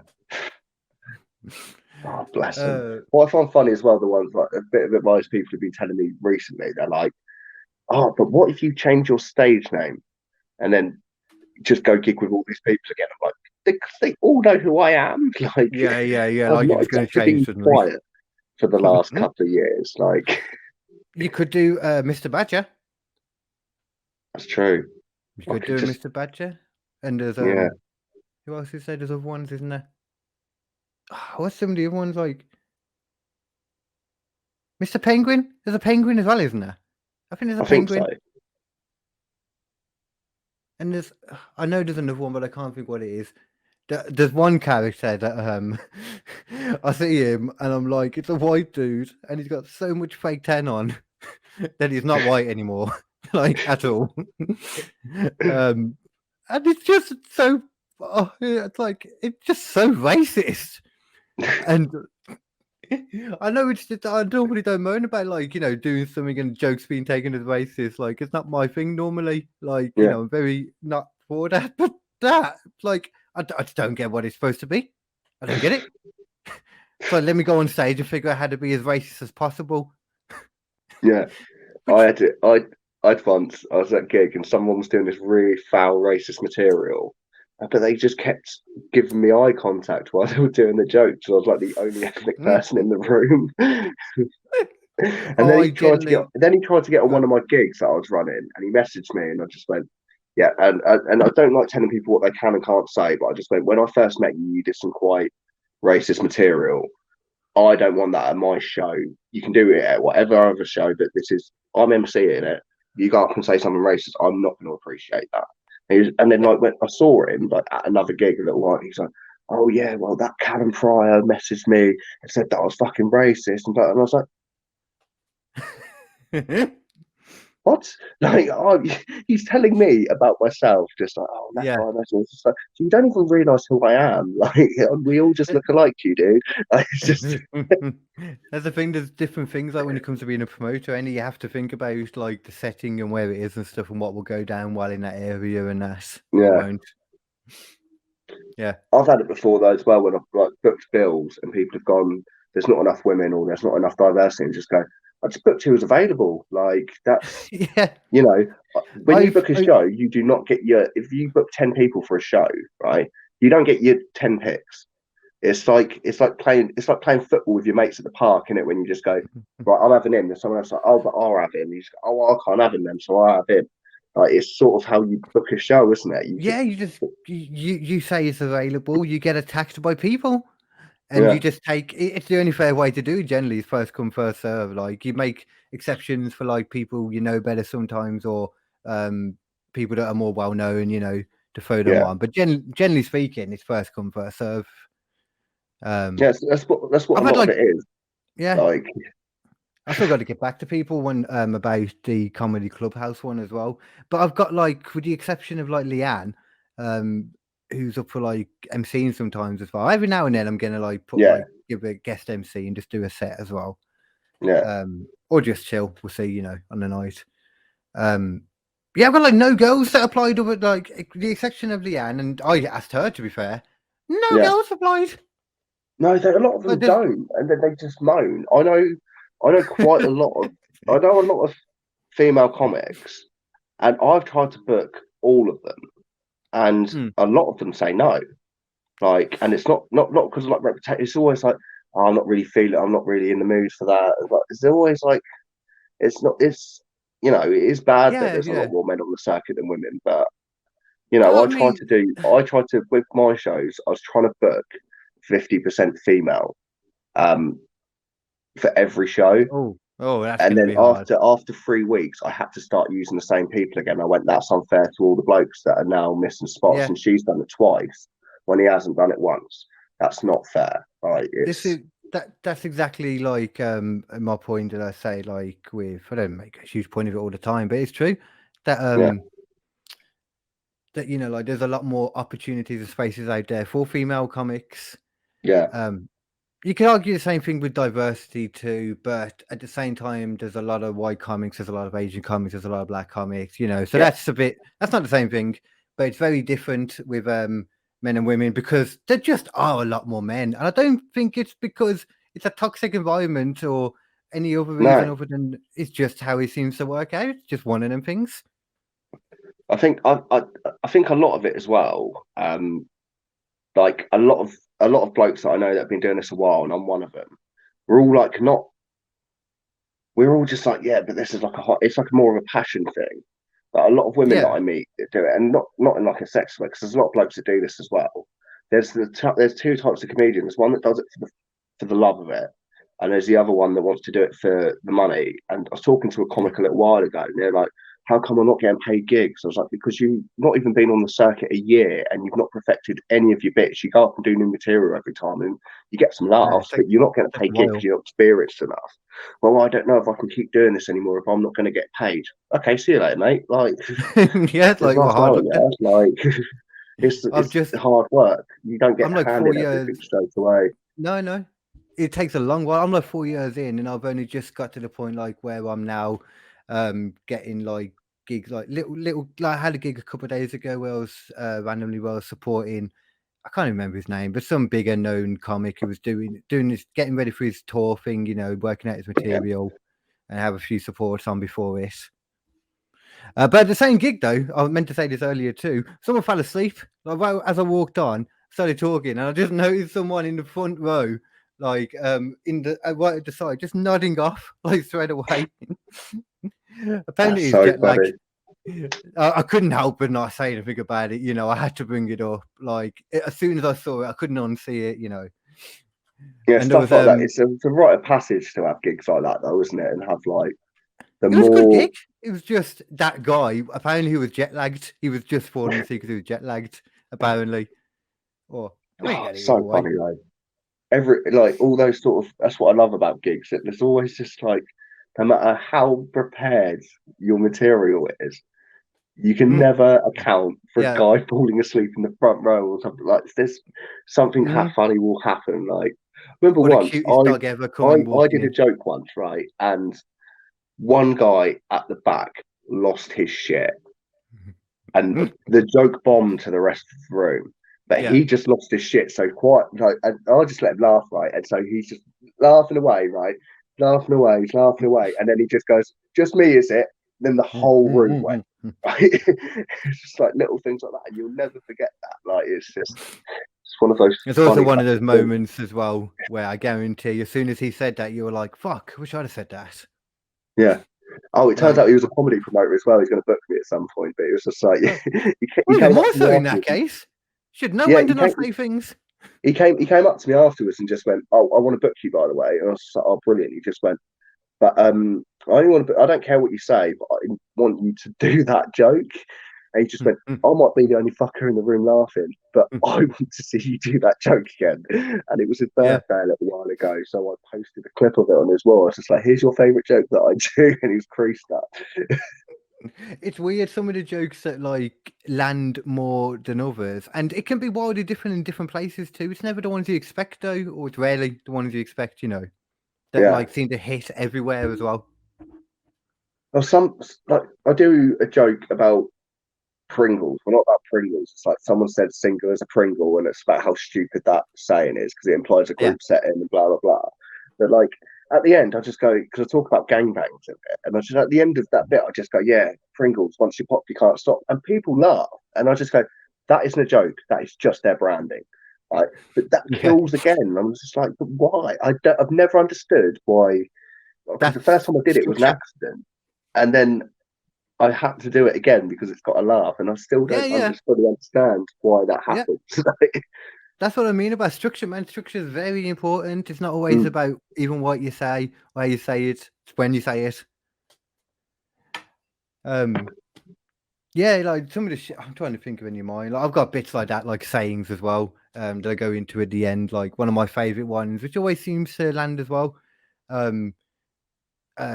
See, this is also something that I find really weird too, trying to go into stuff from nowhere, you know, like from just in the middle of the set. 'Cause I'm very used now to going from like beginning to end in my set. I'm very used to like kind of telling it like as I guess like a story, you know. But yeah, saying about how like when people say it's as hard as finding a needle in a haystack, it's not always that hard. It depends on two things. It depends on the size of the haystack, and it depends on whether the needle is still attached to the crackhead or not. That one always ends like everywhere. Yeah. Some jokes do though, don't they? It's like I do one where I talk about like being mixed race, and I talk about being half black, and I go, "Yeah, you know that old saying, once you go black, you never go back." They never come back to me.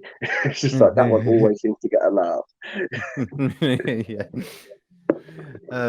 You know, I keep going to say another one of all of them, but I don't want to keep saying them. It's not good to say them all online. You'll have to come see us to see all our jokes. Yeah, you can't just you have hear to them come for see free us. on here. The world's not in COVID anymore, so we don't have to do Zoom gigs. Although people are still doing Zoom gigs.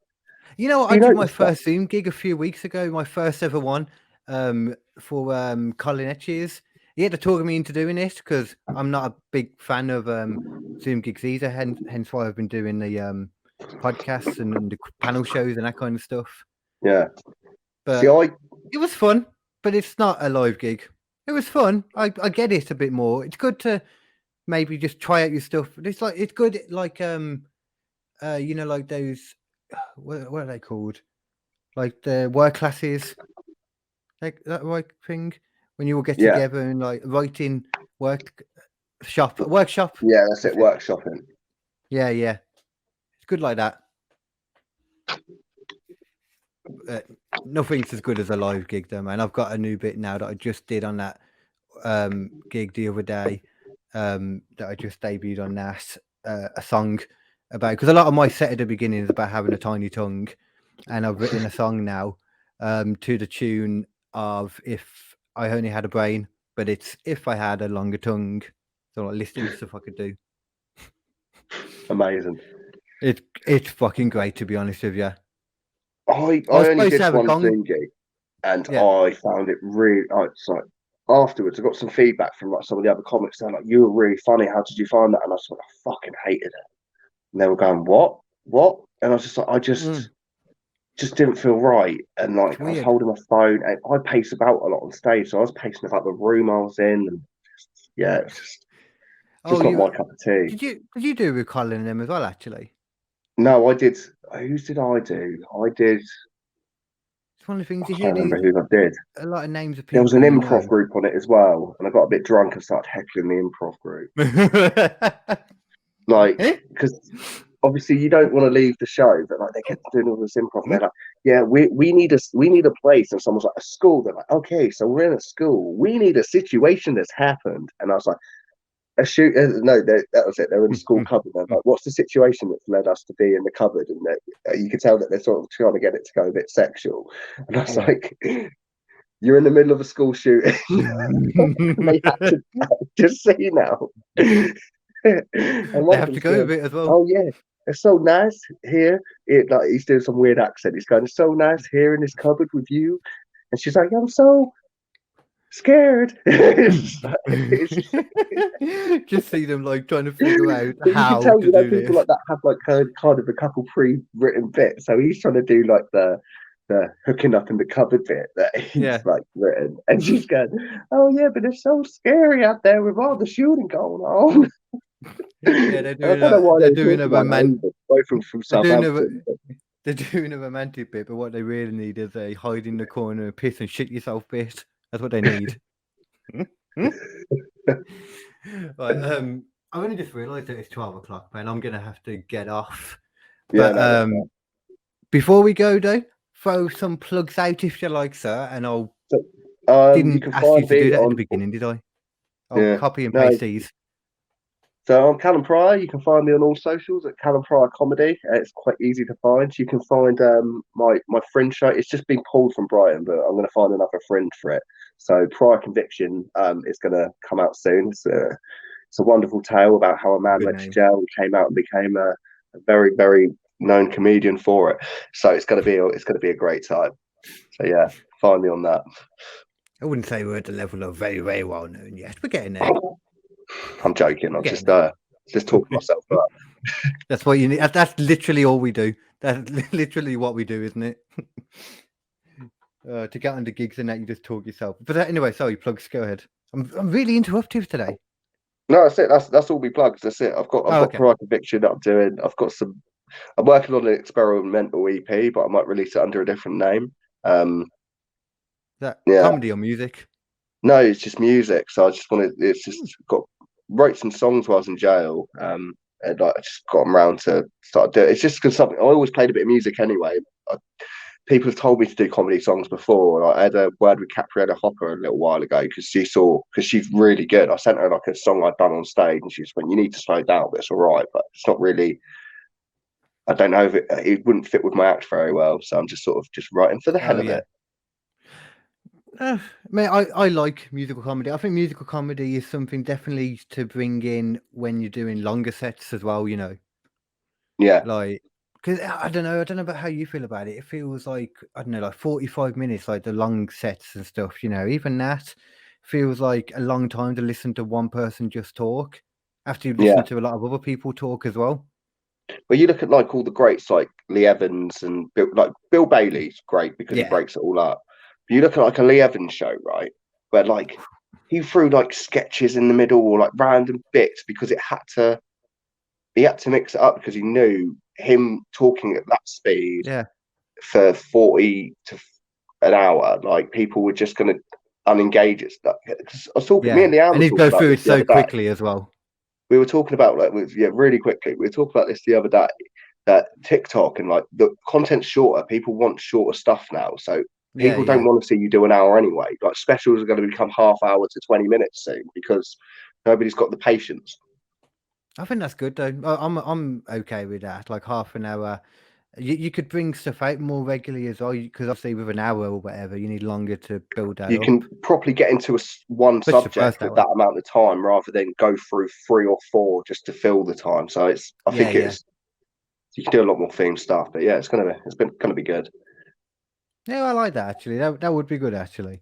Like, I'm gonna with this gig coming up now, the Clubhouse, which you're welcome to come on any time. I know it's quite a journey for you, but there is a cheap hotel up the road too. There's a was it a Holiday Express? So if you ever do, we can just get drunk as well, and then you got the hotel up the road. No. I was talking to Leanne about it a little while ago. She's like, you need to come up Leanne and can do come some too. Coventry gigs. Just crush it. I'll just go crush it hers and do a few in a week because obviously I haven't done the Bush in a little while. I want to do the Bush again because that's a fucking great gig. I haven't been to Bush in a while. I should go back as well actually. Oh, so it's a rite of passage, that gig, isn't it? It's a lovely little room. I mean, it's the last couple of times I've been, it was in the back though, obviously. I hope they're back. Well, I know I've heard that they're back in the room now, but the few times I've been there, for some reason, it's still been outside. But I'm assuming it's got to be properly back in the room by now. Like it's got to be. Yeah, it has to be. But yeah, should be all right. It's weird. I remember that room though, like from the past, doing stuff like right at the beginning, and I remember that room bigger. I remember the stage bigger. I don't know what it is. Whether you feel really small when you're shitting yourself on stage or something, I don't know. Yeah, because you're so used to it. Like now, it just becomes like a custom, doesn't it?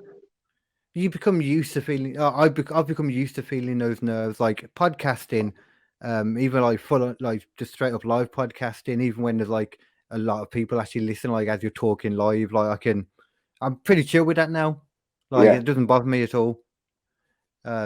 Because I know I'll not say anything bad. Like I'm not going to say anything, but I don't generally think anything bad. I don't have anything bad to say.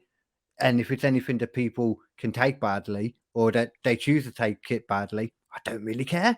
That's up to them if they want to take it badly. It's not my problem. Like that's probably at the same time why a lot of people get pissy at me though. I don't care. It's no filter. That's how most. I thought that's how most comics were supposed to be, and then you meet another. Just like, oh, but I don't find that funny, and I just go, oh, but aren't you trying to do comedy? It's a juxtaposition a lot of the time, isn't it? When they just go, that's not funny. You can't joke about this. You can't joke about that. And you broke their set down. They've talked about Prince Andrew. They've talked about Timmy Savile. They've talked about them all. They've talked about some of the worst people in the world. But yet, there's certain odd things you can't talk about because someone somewhere decided you couldn't. It's so convoluted, and like I said, the fact that people are so egotistical to think just because something offends them or they just don't like it, that they have to get rid of it for everyone. Like, yeah, it's mob mentality, isn't it? It's just whatever the mob says, let's go with it. Yeah, in a sense, yeah, that's what a lot of it. Oh yeah, like cancel culture. This is one thing I was going to say before we go in that. Cancel culture for me, I used to say it wrong. I think I used to say that I don't think cancel culture exists. Yeah. But I realise that's not what I think now because I realise there's this whole other connotation behind that, where people think that literally means that I don't know what they're fucking saying anyway. It's definitely got a lot more prominent in the last couple of years, hasn't it? It's got a lot more extreme from when remember Russell Howard about a decade ago going, oh, it's political correctness gone mad. People go, it's political correctness gone mad. And I was thinking about that the other day, and actually, I think if you had asked him about the same thing right now, he would go, yeah, it has gone a bit mad. Like, yeah, I don't Where's think the it's as bad now, though. Actually, with most things, like in regards to like canceling someone, like I think the only reason it's not as bad now is because a lot of the people that are attempted to be cancelled, maybe, just realise that same way I think, like they're only powerful. They're only as powerful as you let them be. Like you're the one that gives them the power, and all the people yeah, like give them the power. So if you're just like, well, no, fuck that, as the person being cancelled, like Brian Callen, he did that, and he's pretty sweet now. yeah. I forgot my original point. I completely forgot my original point with that. I got so lost trying to remember that bit. Yeah, Brian Callen did it. It's only as powerful as you allow it to be. Like you have to give it power for it to really Yeah, like do it. And you understand as well, I'm guessing. Like even with like the bits of hate at this level that you get from comics, I could very much understand how someone could let it get to them and just leave comedy, for example. Because I know a lot of people that have just disappeared from comedy. yeah. It's just like they like the craft, they don't like the people because it's very toxic at times, isn't it? It's just And very a lot of time bizarre. it seems to be as well. Once they started getting known, you suddenly find out they're not doing it. Then I hope that's not a link. Why? I mean, it could be though. Yeah. But like I said, I don't think there's that many of them. But annoyingly, the people like that are always the loudest or the most driven to be dicks. Say what you want about most dickheads, but they're very driven people. You can say the same thing about most paedophiles. They're very driven people, at least. It's just Serial driving around in killers. our screen vans. It's a bit different, isn't it? All right, that's the perfect note to end it on. It's perfect, isn't it? But thanks for having me on, mate. It's been wonderful, as per No usual. worries. Thank you, everyone, for listening. And, well, yeah, just bye.